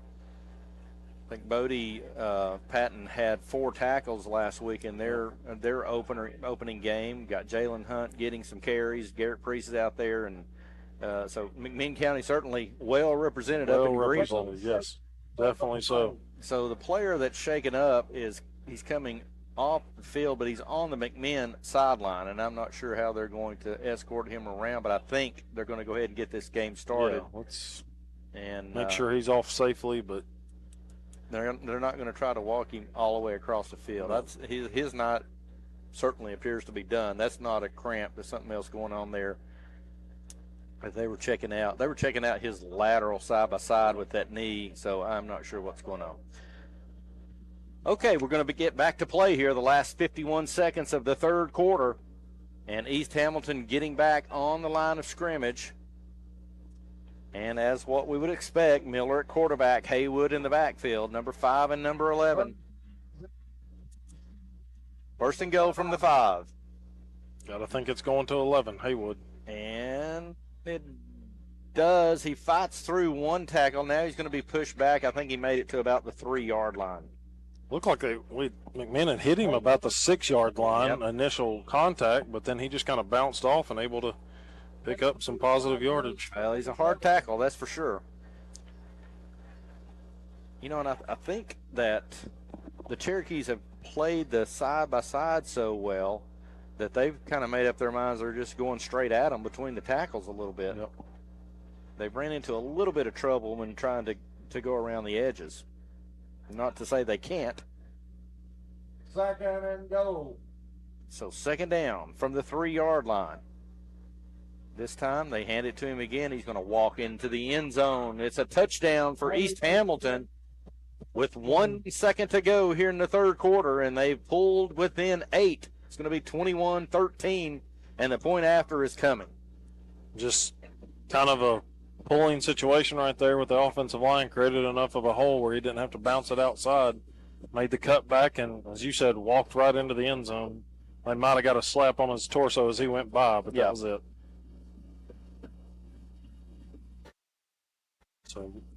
So the point after coming, and this is Payne into the game again. For the point after, again, these are important and not always a given in high school football. Here's the snap. It's a high one. He gets it down. The kick is up. That was a nice job by the holder right there. The kick is good. 1 second to go here in the third quarter. We're going to keep it right here, Dan. We'll keep it right here until that third quarter break. We got 1 second. We'll have the kickoff coming here in just a second. Garrett Priest visited with us both before the game and game day and then at halftime again. And he was impressed with what he was seeing out of this offensive line. And if anybody knows, it should be him. Yeah. And you think back to the days, especially that 2020 season, Garrett Priest and that line and the work they could do. If they're giving you some notoriety as guys that have come through this program, it's a pretty good nod to what you're doing. Of course, I have the flashbacks of watching Garrett either where, of course, 2020, a lot of stuff was watched live stream, but yeah, it was one of those funny things of you'd see a block and a hole open up, and then Jalen Hunt scoring, 60 yards or something, and then you look back and there comes Garrett Priest racing down the sideline as fast as he can. Following him, yeah. So it's just a lot of animation, and you knew how Garrett Priest was feeling. So I like what he had to say there during game day of they would have a successful play and they'd come back to the line again and they would just tell the opposition, you're going to get that all night. Yep. So they didn't lack confidence, the 2020 team, nor should they have. They really shied away from hitting people, really shied away from it. Here's Payne. He's going to kick off again from his own 40, back to receive. Sharp and Dakota Thompson, both those guys wanting this football. This time they're going to choose Sharp. Will he get it to the end zone? No, he gets it at the 1 yard line. There's going to be a return. Has a pretty good blockers in front of him. Needs another block. He's outside the 30, 35 to the 40, pushed out of bounds at the 42-yard line. Another big return for Jacob Sharp. Man, I think that's been the biggest part of this game for the Cherokees. The biggest highlight is the return game. Yep.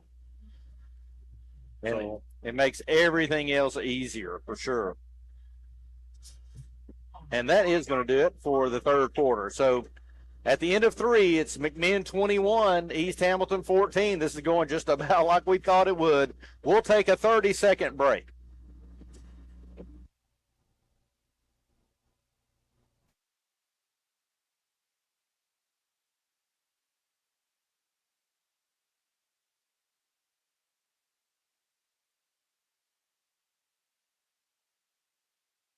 No parent wants to think about their children growing up without them. Although we realize we can't control their future, we do have the ability to secure it through careful planning. So isn't it time to begin preparing for their future and your dreams for them? When you begin to game plan with life insurance, you're able to focus on what matters most today. Because life isn't about worrying when the storms of life will come. It's about planning on how to dance in the rain. Game plan today. Game plan for life. Contact us today to get started. It's just how it goes. It's games like this one that you're seeing where McMinn feels like they've got the momentum, up by 2 scores at half, and just East Hamilton doesn't go away. They're battling back, and McMinn's going to have to answer back once again. Lawson throws out to Sharp on the side. Played well by East Hamilton. He's only going to, actually, he's going to lose a yard back to the 41. Little dropped it off to Sharp right out of the backfield. But he loses a yard on the play. Let's see if maybe try to go downfield with it. Of course, the way McMinn moved the ball in that last drive, run by Sharp, Lawson keeper, and then the big 36-yard, or no, it was more than that, but pass down to Miller. Yeah.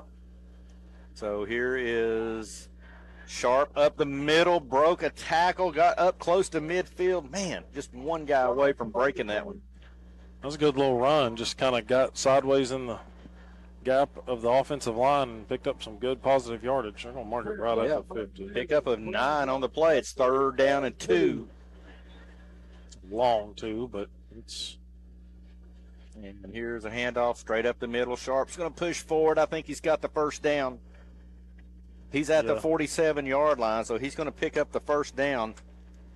So the Cherokee's just wearing them out right up the middle. Off tackle anyway. Now they're going to get a dose of Tarzan White coming into the game. Well, these guys complement each other nicely. And that's what I'm going to say. The way McMinn's moved it, Tarzan probably has the precious legs on the field. Yeah. He's been used in some short yardage situations. Now a little confusion in the backfield with Lawson, Tarzan White, and Dakota Thompson. Tarzan comes in motion now. They're going to hand off to Thompson. No, it's Luke Lawson who's going to keep it.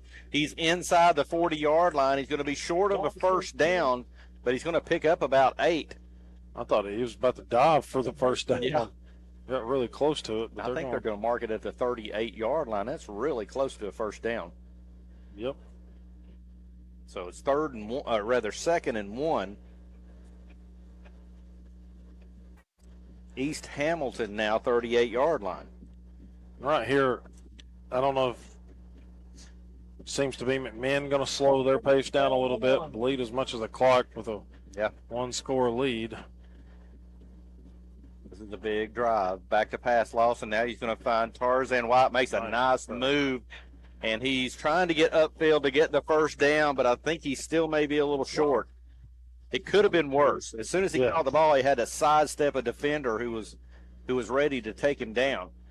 And really, there's no gain. They're going to mark it right where it was. Thought he had picked up a yard, but third down and 1. He might have gotten 6 inches out of it, but he did. You're exactly right. He sidestepped that linebacker that had cheated out on him, and they got to take this right behind Go Forth, I believe. Yep. Linebacker creeping in. Oh, got him the hard count. They got East Hamilton with the hard count, and that's going to be, unless some Cherokee moved, I didn't see anything. And it is offsides on East Hamilton. So that's going to be a 1st and 10. Nice job there by Lawson on the hard count. And credit to everybody else standing still. When it's coming, you kind of inch and you don't want to jump, but sometimes tendency is players to get off. The hard count is so good, the offense jumps. It's the worst time for it to happen. 1st and 10 from the 33. Here's the handoff around left side to Jacob Sharp. He's fighting for – now here's a flag down, but he's fighting. There's going to be – he's slung out of bounds, and that's going to be a personal foul. The flag comes down on the sideline. East Hamilton slams Jacob Sharp out of bounds, but the first one may be a holding on McMinn. So we'll have to see how they tally all of these out. Pretty much threw him to the fence almost. Yeah. That credit to McMinn's offensive lineman Jackson Lyle going over there to pick up his receiver and help him to the field. And I'm glad it didn't elevate. You know, we see that a lot of times too. Tempers flare and both teams end up getting flags, but pretty sure that is going to be a late hit on East Hamilton, and that's at the worst time for them for sure. So the refs are talking this over. Here's the situation, 8:50 to go in the 4th quarter. McMinn leading 21-14. And they've led the entire way. Let's see. Here comes the official. It is a holding on McMinn and unsportsmanlike on East Hamilton, and they're going to offset. So I guess technically the personal foul happened while the play. It wasn't a dead ball foul. Right. So that will allow them to offset. So it's in neighborhood football, that's called a do-over. Do you remember those, Jared? Oh, yes. That's how you settled the issues. Let's just try this again, boys. Out on the playground back in the day. 1st down and 10 again from the 33. Like this one-on-one coverage down here. I do just too. see if McMinn can go up over the top, because safety number 3 is all the way in, and a linebacker. I think Goodner's wanting the football too. Granted, it is Haywood on him. And here is Tarzan White looking for running room.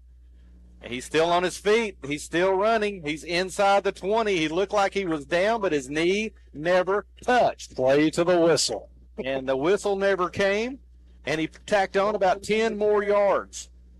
That one, big run, and credit Tarzan. He knew his knee wasn't down, and if you roll over a player, get right back up, and he did. So now this time quickly to the line, the Cherokees.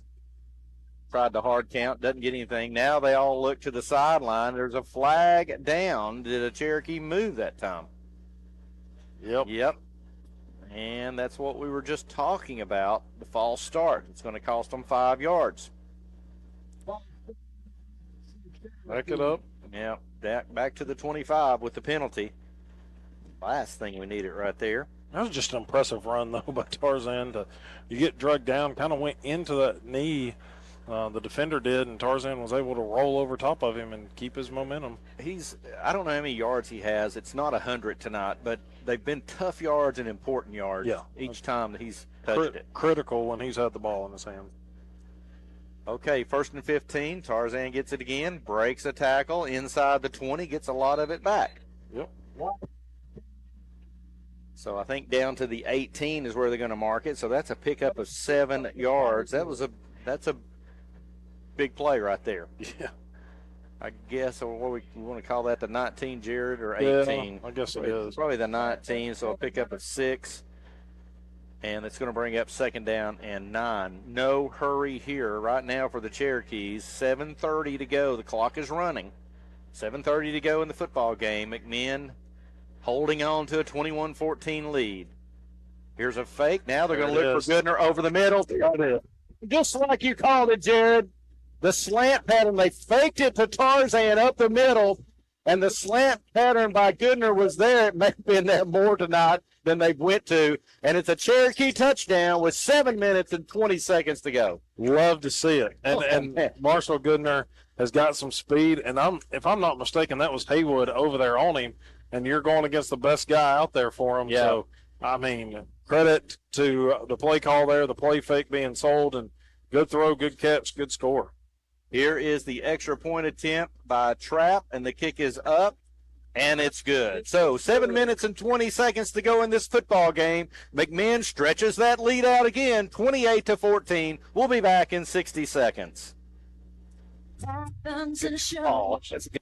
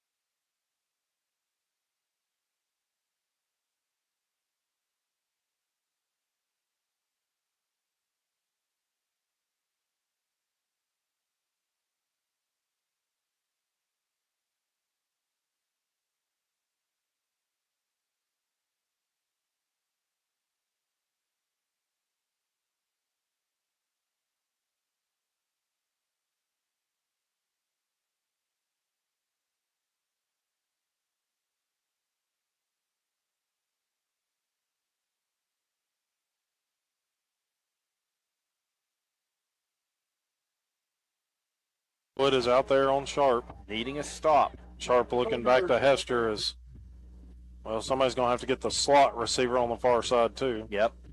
3 receivers to the left, so it's an empty backfield for East Hamilton. Straight back to pass. No, it's a quarterback draw. Miller's trying to find some running room. He's going to be taken down at about the 20. So that, I think the goal there was to get some of it, make it a little more manageable on 4th down. It's going to be 4th down and 5. It's right at the 20-yard line. Yeah, that was a designed QB draw the whole way out of that empty set. The clock has fallen under 5 minutes now. 4:54 to go, and let's see, is East Hamilton going to take a timeout? They're going to need those on defense. 4:53 to go. East Hamilton takes their second time out of the half. McMinn County 28, East Hamilton 14. We'll take a 30-second break.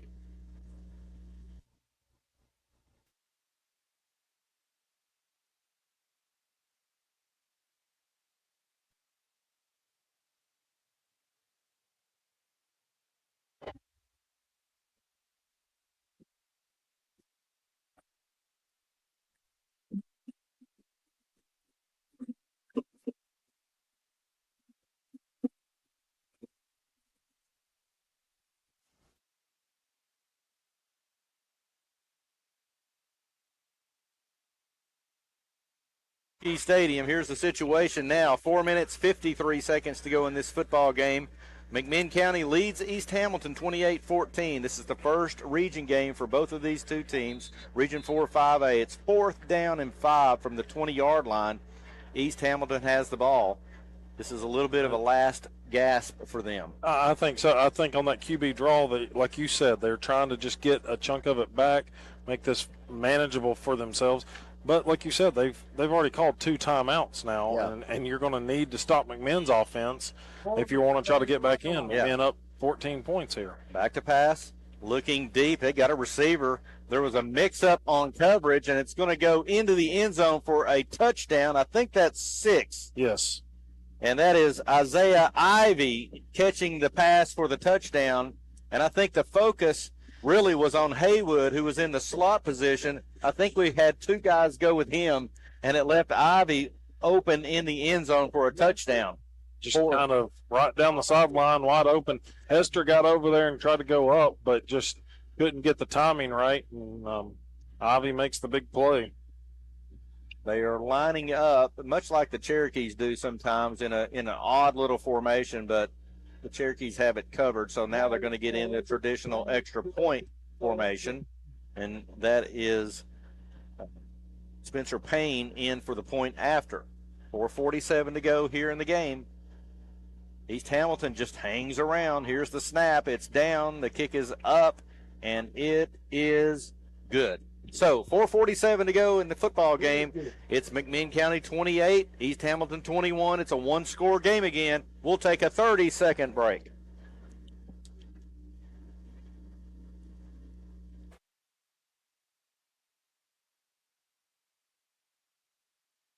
Football game, McMinn County leading 28-21. Jared, we can't put them away. Every time McMinn gets a stop, well, not a stop. It's every time somebody scored, somebody's answered. That's the way it's been in the second half. But McMinn, you get up by 2 scores here in the 3rd and 4th quarters, and East Hamilton just comes right back at you. And so it's going to be a big drive here for the Cherokees. And, of course, the clock is what you're trying to run against right here as well. And I don't know. With only 1 timeout, I don't think East Hamilton would try an onside kick right here and give McMinn field, although McMinn's return game today has given them a short field most of the time. Are they playing for? Cam Miller's it doesn't look like the hands unit necessarily. No, but there's some veteran guys up here on the front line compared to normal. So and the second row is up close. Cam Miller. There's still a lot of time, 4:47, but they only have the 1 timeout. Everybody kind of coaching staff and players on the front line trying to tell the second line where to be just in case it is. And East Hamilton does something different. They don't stand up. They all get in a 3-point stance, and there is the onside kick. It is onside kick. Let's see who comes up with it. It bounced away from McMinn County, and then it was a free-for-all trying to get on it. And I think Caden Melton had the football.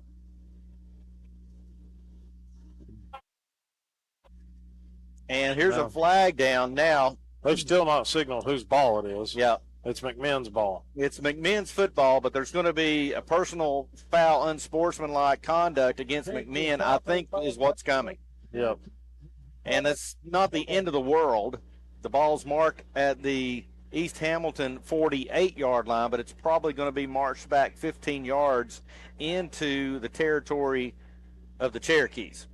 And that, the extracurriculars and all that, McMinn was trying to get out of the pile and had it, and I think on the way up, East Hamilton players kind of grabbing at it, and the ball went flying, and McMinn kind of steps out of it, and probably some words exchanged. Some words were exchanged there, and I think the ref honestly was trying to give him the benefit of the doubt, but it kept going just a little too long, and so it does march the ball back to the 38-yard line of McMinn. And that's where they're going to start this drive with 4:43 to go in the football game. Coach Cagle, he was letting the official know his thoughts on that one, and he may need to watch well, it as well. Hey, McMinn, credit to that official for not signaling anybody had the ball. Here's a handoff on the left side. Tarzan White finds some running room. He's up over the 50-yard line. Now he's protecting that football inside the 40-yard line of East Hamilton. Huge run. Big run, getting it back into East Hamilton territory. Also, he gets out, he stays inbounds to keep the clock running. It should be running. It stopped, I guess, momentarily to move the chains. There it goes. It started back. So, but what I was saying on that kickoff, the official that threw the flag on McMinn, he's also the one that did not signal it was East Hamilton or McMinn's ball, so it allows McMinn to maybe fight for it in the scrum. That's Who true, knows? too. Somebody should have been making that clear for sure. So you've got Tarzan White into the game at running back right now. He is developed into your power back, really. I think it's going to be a heavy dose of 22 right here. 1st and 10. The handoff is to Tarzan. He tries to break it around the left side. There's flags down everywhere. He's got enough for the first down. I think this one on the near sidelines on the McMinn sideline warning, and I think it's holding in the middle of the field. Well, again, kind of shooting ourselves in the foot just a little bit here. 3 minutes and 56 seconds to go. That makes it harder to pick up first downs. That's Dakota Thompson's looking at the sideline saying, "Everybody back up." And I don't know. A lot of people saw that this week that the school put out about if only certain people on the sidelines, and you've got to stay behind that gold stripe. And right. There's not a lot behind the gold stripe right now.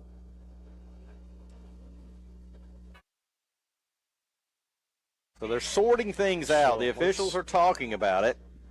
I mean, I have to think that those were penalties against McMinn. I think they're trying to figure out, do they get to enforce both? Does somebody get to decline one? That's probably the case. And maybe from the spot, it looks like they've marked him down. The flags came quick. I don't know that he got any gain out of it.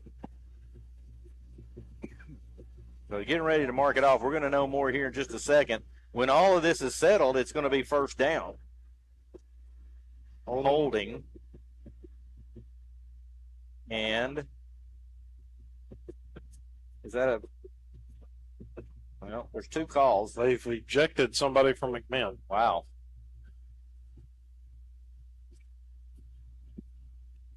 And then maybe another sideline warning.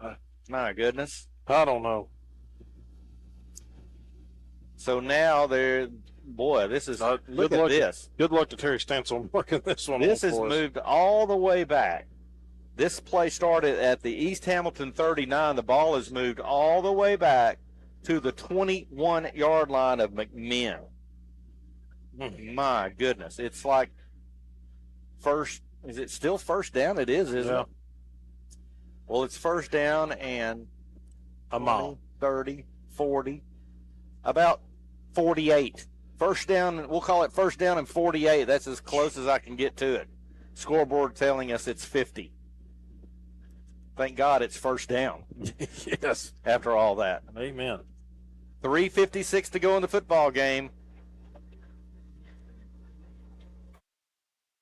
Coach Cagle really upset with these officials. And he's got to watch it. Yep. He's got to watch it. He threw the visor. He's pulled a Spurrier and has threw the visor away. Now the officials are talking about some things, and we just need to get this one finished out, guys. So the officials have been very slow to figure this thing going on. Here we go. On to the line of scrimmage. Lawson in there with Tarzan White. The crowd coming alive through all of this. Remember, it's first down. Lawson waits for the snap. Now looks to the sideline for a play. Everybody's got to get back into this game, including on the sidelines. First down and 50. Hadn't got to say that much. The scoreboard now says first down and 91. That might be a joke. Here's Tarzan White looking for some running room. He's going to be out over the 25 to maybe the 26. So that's going to be a pickup of 1. I would say this. Alex Powers needs to warm up that leg. Yeah.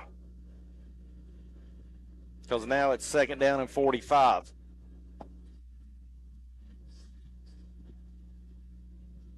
So second and a long way to go. A long way to go, and they're taking their time. Play clock now at 16 seconds. And we don't even need to be worried about that until it gets under 5 seconds as far as snapping goes. Play clock, or rather game clock, under 3 minutes. Do you dare throw the football? Lawson hands it off to Tarzan White. He's looking for running room, breaks it to the outside. He's going to pick up some good positive yardage. He's over the 35, maybe to the 36 or 37. And I kind of get the feel that this game's going to come down to a punt and our defense holding the line. Yep. Ball moved up to the 36-yard line. That was a gain of 10. That wasn't too shabby, actually. But it's third down still and forever. And you don't want to throw it here, even though it's third and a mile, because you don't want to stop the clock. You want to keep it running. Great you point. can get close to under a minute when you have to punt it if you don't pick this up. I mean, it's a long way to go. East Hamilton has one timeout left, and they'll use it at the end of this play likely. And here is they're going to do a counter handoff to Sharp, but before that there's a false start. So that's going to cost you 5 back. This has been we're gonna have one heck of an interview with Coach Cagle at the end of this. I might let you do it, Jared. No, I'll look up some scores of interest and hand the headset to Terry Stanson. We'll let him do it. Penalty back to the 31-yard line. Scoreboard saying 3rd and 41. I think that's insignificant at this point. They'll get to the other 29. Now same play. They hand it to Sharp back over the left-hand side. He slammed down hard at the 35-yard line. So he picks up about 4 yards, and East Hamilton will take their final timeout. So whatever they do with a minute 34 to do it in, they're not going to have any timeouts. No, definitely not. But the key is McMinn has got to keep them in front of them after this punt once they get it. But still a lot to play right here. Oh man, we need that minute and 34 to tick off this clock. Not sure what player got ejected, but whoever did will be out next week, or just it'll be out the full. I think it'll have to be the full game because it happened in the second half. Yep. Yeah, the full game next week. We'll try to get word on that after the game, and that is too bad.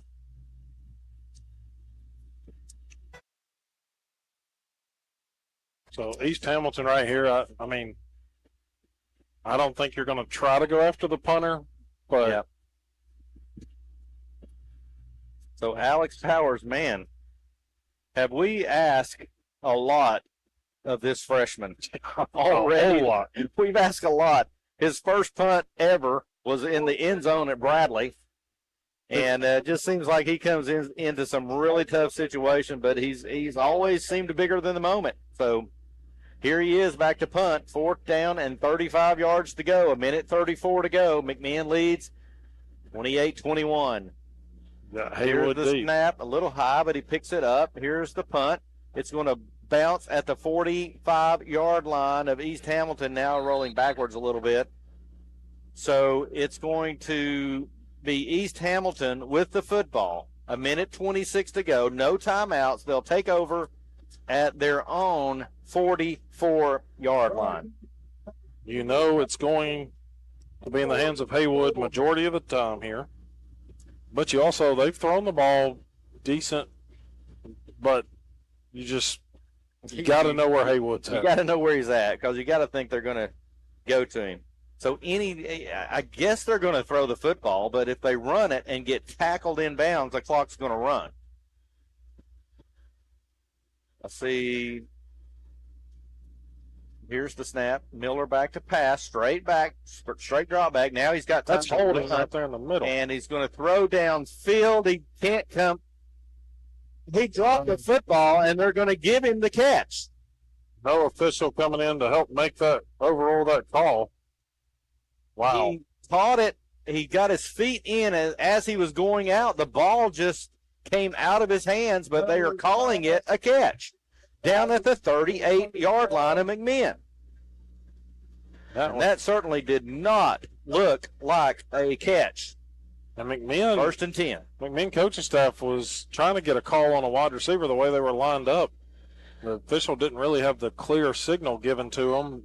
They thought he was offsides. They're not happy with the officials. Back to pass again. Here it is. It's overthrown, incomplete. 1:13 to go. Almost felt like an intentional throwaway, no penalty. I mean, receiver in the area, but at this point, Jared, 1:13, but they're on the 38-yard line. There's time. I mean, they've got time. That's the scary part. Is the big chunk plays for this team is now. Yeah, it's like Haywood's going to the slot. Again, you got to keep your eye on him. Nope, now they're putting him outside. Him and Ivy switch. You felt like you saw a hold there a second ago. Yeah, 55 had a big hold on the scramble. The defense has to make that decision, straight back to pass, get under some pressure down the middle of the field, and and there's going to be an interference call here as well. 3 big flags, and McMinn just kind of from everywhere, and that's going to mark off. McMinn's pleading their case. It was uncatchable. Like it was so far behind where the receiver. Yeah. Past the receiver, he wasn't even 5 yards within catching it. I can assure you, our getting calls is over for tonight. Yeah. So I think that's going to be 10 yards from the line of scrimmage, and it will be 1st down and 10 from the 28. I think's where that's going to end up. We're is still it 10 or 15? Let's see. They may call it a 15-yarder. A 15-yarder to the 23-yard line now. And we are hanging on for dear life here. It's a 1st down. And now 1:07. It's like no time is clicking off. I know a lot of people think that McMinn County gets a lot of home cooking, but I don't think it's evident on the officiating. Wow, this press box is shaking as the crowd starts beating their legs. Here's a receiver. It's in the end zone, and it is caught for a touchdown. And, Jared, if you can check it. I think it's Lively again. Wow.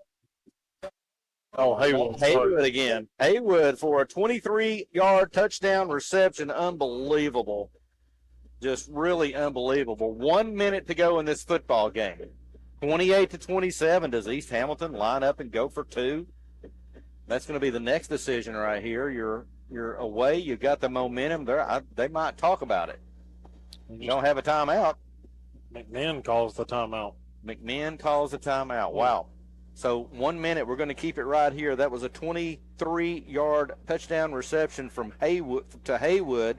That's his 3rd touchdown of the half. Yeah, it's been a heavy dose of Haywood, and he is the reason East Hamilton's back in it. Unbelievable. Where we're sitting, I mean, we're an extra point away from being tied, or East Hamilton having the lead, or McMinn still having the lead. Man, this is East Hamilton, McMinn. That's what we talked about. Yep. I thought we were sitting pretty good there 4 minutes ago, but not the case now. So we are all 28-27. It's just a decision of whether they're not going to line up and go for 2 or not at this point. This feels a little bit like that 2021 game and had to get a block extra point to win it. Yeah. or a blocked field goal. There's a couple of different blocks, but they will. Did we see 90 out there at all? Yes. So he is out there. No, I take that back. Nope, I think they're lining up going for 2. So they're going to go for the win right here. It's in Haywood's hands. Haywood's going to take a direct snap here from the 3-yard line. Haywood, nothing fancy, going right over the middle, and he is in for the 2-point conversion. East Hamilton has taken the lead with 1 minute to go in this football game, 29-28. Oh, wow. Turn of events, tell of 2 halves for sure. Even though McMinn's had some bright spots here. Going to need a big return and a big drive. Well, the returns have been there all night, and we certainly need one right here. This game isn't over. 1 minute is a lot of football to be played. McMinn County has 2 timeouts left. And remember, they would just need a field goal to win this football game. So you don't even have to score a touchdown. Almost feel like the timeout there, but McMinn may have allowed East Hamilton to draw that up instead of just, hey, play for the 2-point conversion. But you also want your defense to be ready for it. But they definitely had the kind of that offset extra point attempt, and then they roll the blockers in if they don't like the matchup they see. Looked like East Hamilton was going to just kick it, but well, not the case. We find ourselves down now by 1. And if we ever needed a great return, it's now. We've had them all night. So Dakota Thompson back, Sharp is back. I don't know that they'll kick it to him, but they can't really kick short. I mean, no, he can't. Because you really set yourself up if you try to kick it too short. We start with great field position with 1 minute to go and 2 timeouts. So, a lot of decisions here. Cherokees finding themselves down now, 29-28. What a turn of events, and credit East Hamilton for staying in this football game. Here is the kick. Sides. It's going to be a long one that goes into the end zone. Their coverage team was across the line before they kicked it, but no call there. No call. So the Cherokees, that's the best case scenario for them. That was a great kick that goes about 5 yards into the end zone, and now the Cherokees will likely have to pass the football.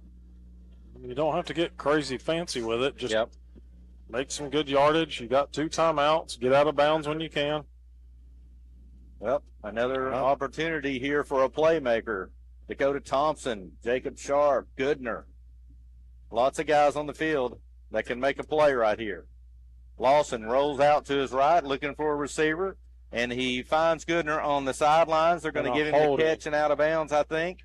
They're going to throw a flag on the backfield of McMinn County. Oh, my goodness. Holding on McMinn. Wow. I mean, unbelievable.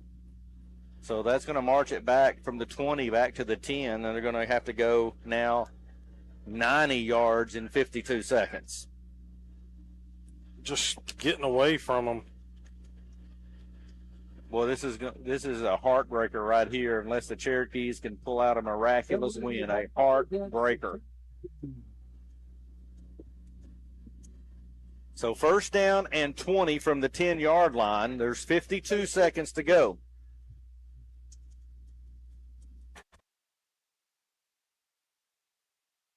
Going to be an empty backfield. Here's that 4-receiver set to the right-hand side, I think hoping to confuse some people.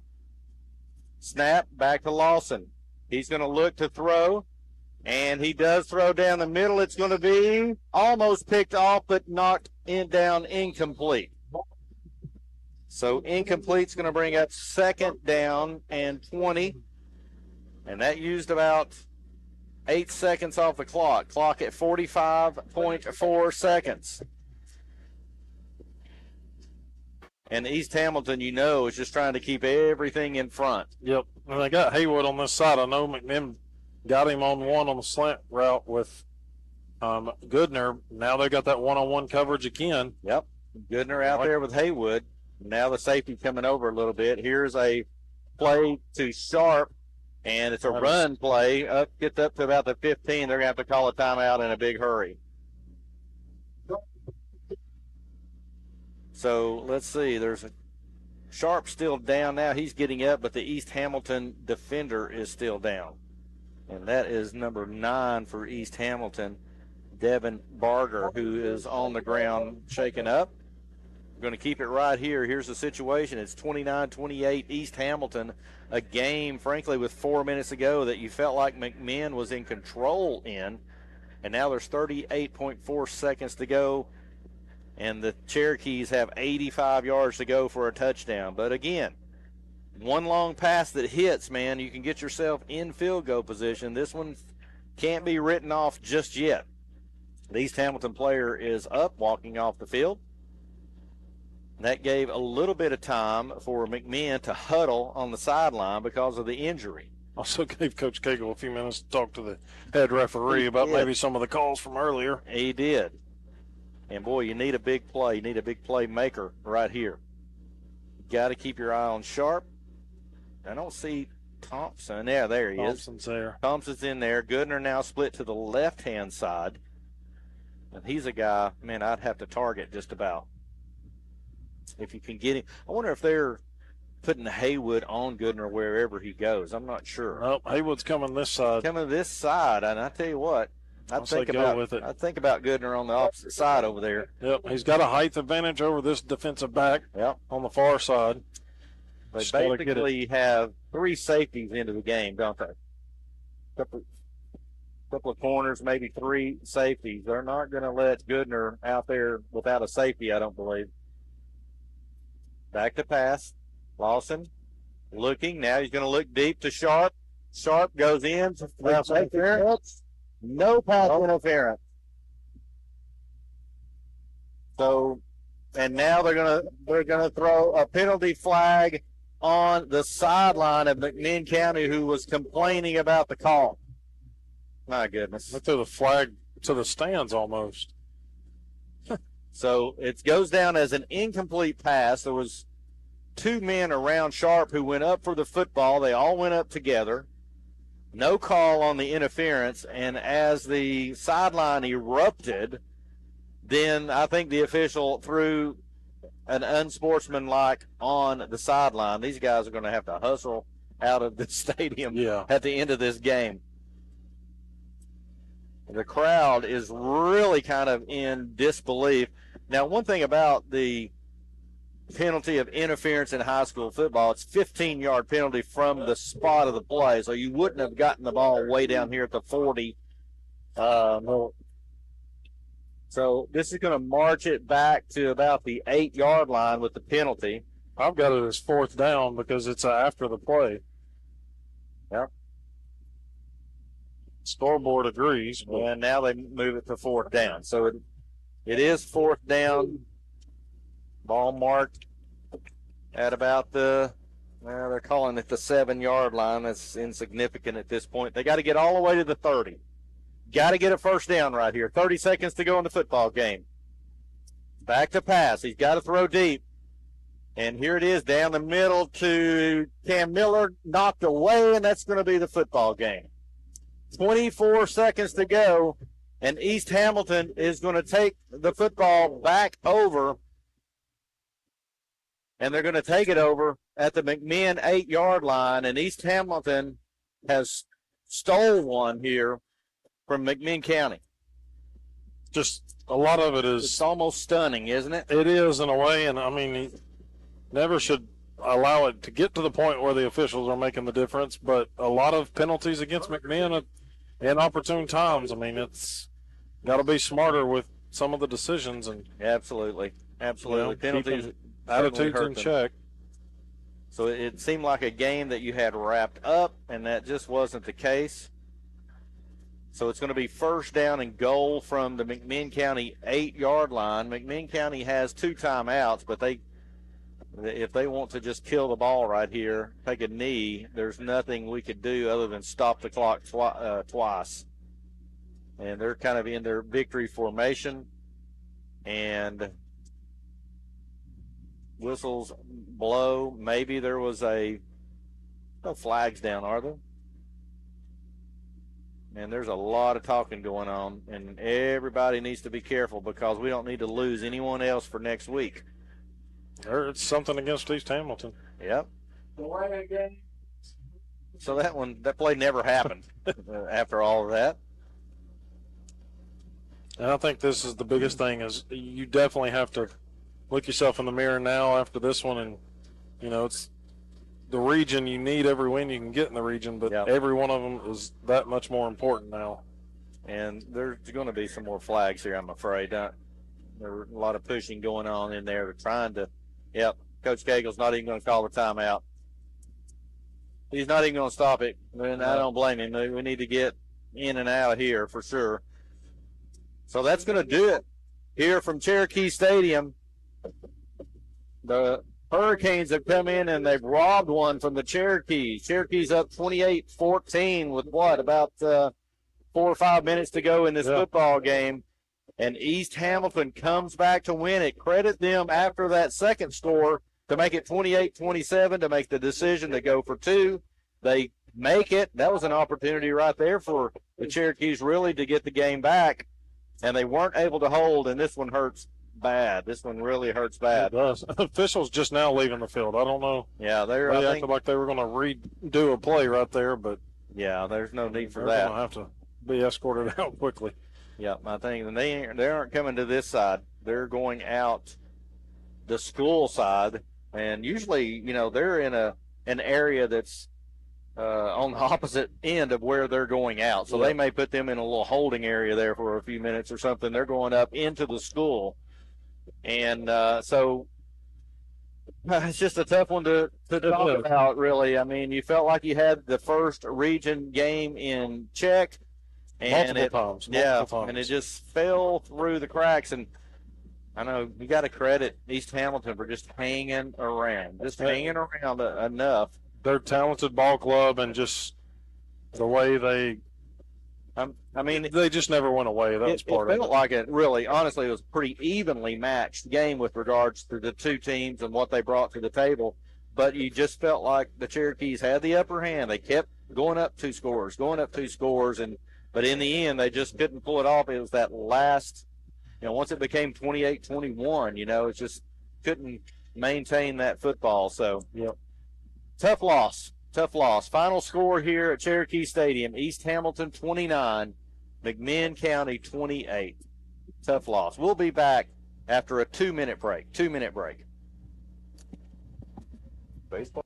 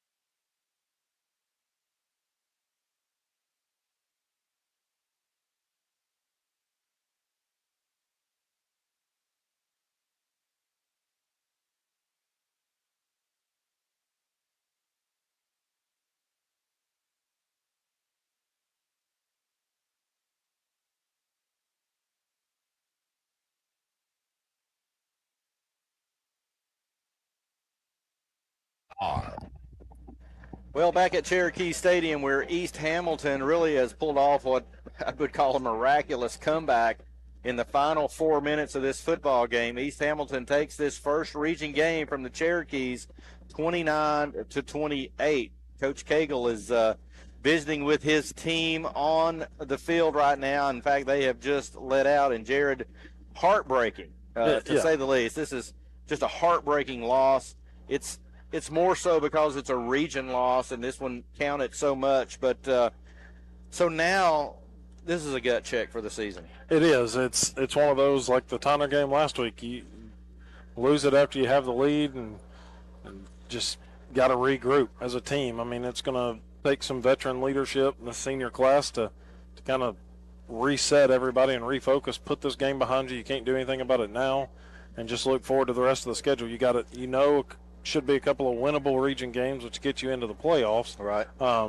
But you just got to get to that point, and you can't hang your head anymore the rest of the season. That's for sure. It does, and of course, with let's see, of course you still got Howard ahead of you, Ooltewah ahead of you, obviously Ray County, and then Walker Valley. But now it really becomes about seeding.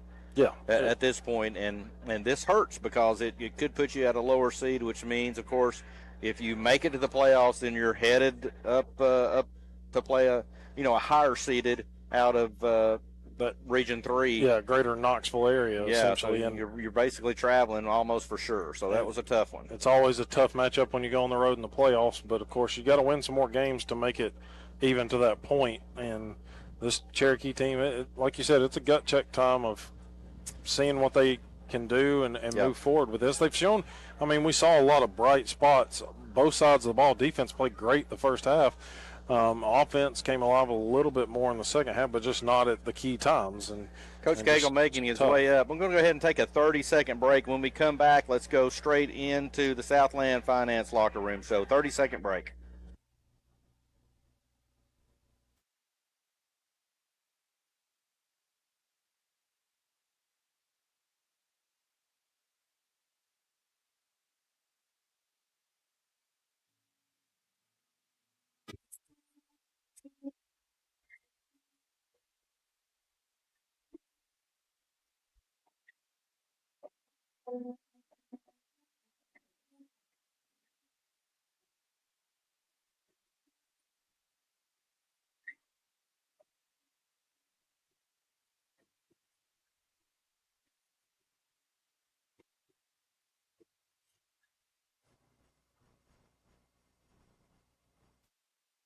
Part of a community means different things to different people.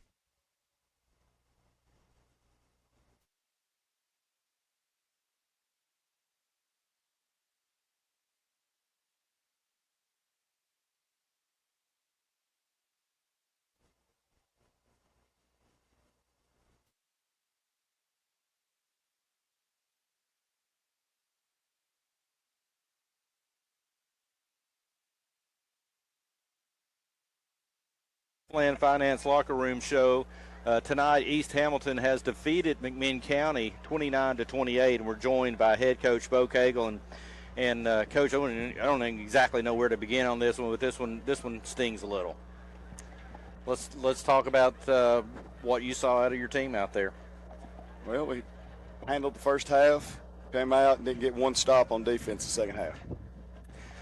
You know, that is what we saw. I mean, your team would answered as well at times. They would cut it to 7, you'd stretch it out to 14, and then they're right back at you. Yeah. I mean, loss of composure. Got the ball at the 40-yard line. You know, I don't know what they see, but I'm sure it's reaction from us. Yeah. And, you know, too many penalties.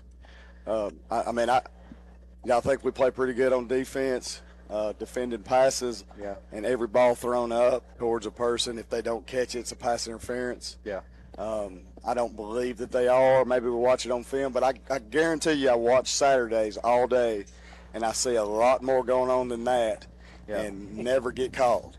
And it's, it's just sad for the kids because they work really hard on doing what they're doing. And we're talking about high school kids. Yeah. High school kids that probably ain't going to play in college ever. Yeah. And they can't do the things that the superior athletes can do on Saturdays in the game. It's hard to be able to even defend anyone with the ball in the air if it's going to be that way. Well, one thing I'd say, too, about the officiating, and I'm not going to sit here and just dog them the whole night or anything. They typically do a good job, but we noted right off the bat in the first quarter we're having uniform issues and sideline warning. It's like we're going to control the game, and we're going to do it right off the bat. Majoring in the minors is that is the key term for what's going on right now. We worry about everything except what's going on the field. Yeah, and so that first quarter was just like a blur. I mean, it was 3 punts, a turnover, and downs, and nobody who could get in a rhythm. Nobody could, and it seemed to flow a little better. And then in the second half, it just seemed like the flag started flowing again, and tempers start flaring, and those types of things. But, yeah, I mean, down here, Melton gets the onside kick, and the game's going to end right here. But because the East Hamilton players will not get off of him, it causes something to happen, which we can't handle it on the field. They have to handle it on the field, and that causes another big putting us behind the chains. But we had even through all of that, we had opportunities to win the game, and we didn't handle ourselves to do that. So it was awful on that side, but it still didn't cause us to lose the game. It caused us to lose our composure, which for some reason tends to happen more here than anywhere else at home. And I don't know why. Well, and the other thing on that play, and Jared pointed this out, on that particular onsides that you're talking about, where they're fighting for the ball. It's obviously at some point ours, though, but they never make a call. So why not keep fighting for it? When they don't. I don't even know if they blew the whistle. They were going to whistle. I don't know. I don't know what's going on. But when you can't get people apart that are on the bottom of the pile, then there's probably going to be problems at some point. And it happened. And it's not the players' fault. It's the people who are taking care of that on the field's fault. But making the call eliminates a lot of. If you just go ahead and just make the a possession call, it will settle itself out. But why not continue to fight if they don't? Well, we're going to take a quick break here. We'll be back with some final comments from Coach Bo Kagan. We'll take a look at scores, and we'll take a look at statistics for the game. Back in 30 seconds. Being part of a community, but we were things to about even. But most people agree that communities provide a sense of identity, shared responsibility, and often serve as a source of support. Southland Finance has been part of our community for over 25 years, and they're proud to support our local schools and students in the classroom or on the football field. Just as seasons change, exciting changes are happening at Southland Finance. Call Terry or Miranda, or stop by for a visit in the log cabin at 516 South Congress Parkway, Athens. All right, back at Cherokee Stadium, East Hamilton 29, McMinn County 28. Let's take a look at a few scores around the area, Jared. Looking at former opponents and those to come, Cleveland beats Farragut at home 32-7. You've got Powell that blanks Maryville Heritage on the road 38-0. Tellico loses at Polk County 24-13, area score there. Getting down further, Carnes gets blanked on the road at Oak Ridge. It's 35-0. Oak Ridge wins, and that's the next opponent for the Cherokees coming up. Meigs County does end up pulling away 35-3 over Sweetwater, and Knox Central beats Ooltewah 33-7 down in Ooltewah. And of course, the Ray County and Howard game gets canceled due to all the ongoing concerns about safety and things down there and across the whole region as far as schools and threats. But that'll be interesting to see how that plays into it. And they've got October 18th, both schools do, as open dates. But as of right now, no confirmation that they will get together and play that day. So it could shape up and affect the standings some way or the other. Well, Coach, let's talk about how you move forward, because this you got to consider this if there's ever been a gut check, this is it for your football team. It's a gut check, but you do have to put it behind you. I mean, you do got to move forward. How do you go about that? Well, at the end of the day, it's just a game. Yeah.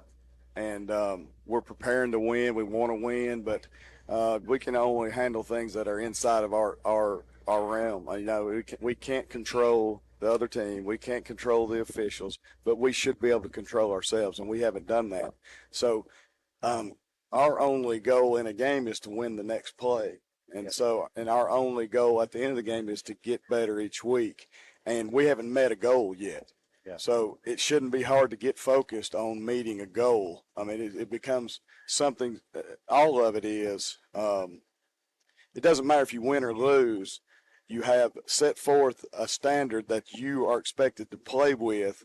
And until we meet that standard, we've got something to play for every Friday night. The scoreboard is regardless of what we're doing here. It doesn't matter. And we should get upset with ourselves during the game when we mess up, not at the end of the game when the game's over. Yeah. So I really feel like what it does, it reveals leaders of your team and then people that players that want to fraction off. And I don't feel like our team's going to do that at all. I don't feel like we're fractioning off. I think it'll help us come together. What's interesting is the first, after the Bradley game, and I feel like probably the first 3 games of the year, we felt like our defense was doing enough to win the game.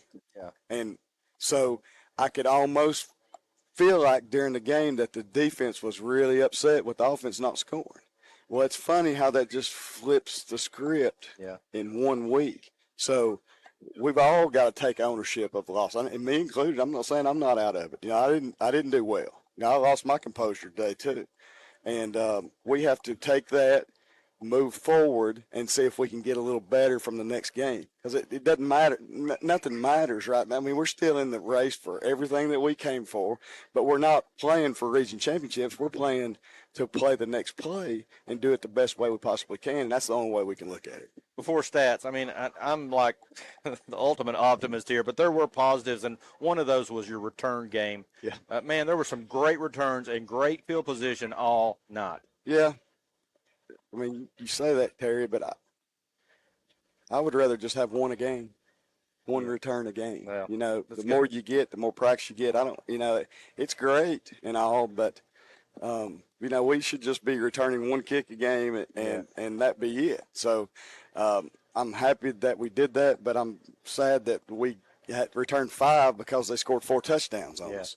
And it's, Well, I got you. I gave it a shot. Yeah. Let's go to Terry for the statistics. Okay, for East Hamilton, 117 yards rushing on 33 carries, 100 yards passing on 9 completions, 217 yards for the game. Total offense and scored 29 points. Yes, sir. Fumbled the ball twice, recovering both of those, penalized 6 times 50 yards. The leading rusher for East Hamilton was, of course, Jaden Haywood, 20 carries, 78 yards, followed by Wyatt Miller, 12 for 32. Wyatt Miller was 9 of 17 in the air, 100 yards.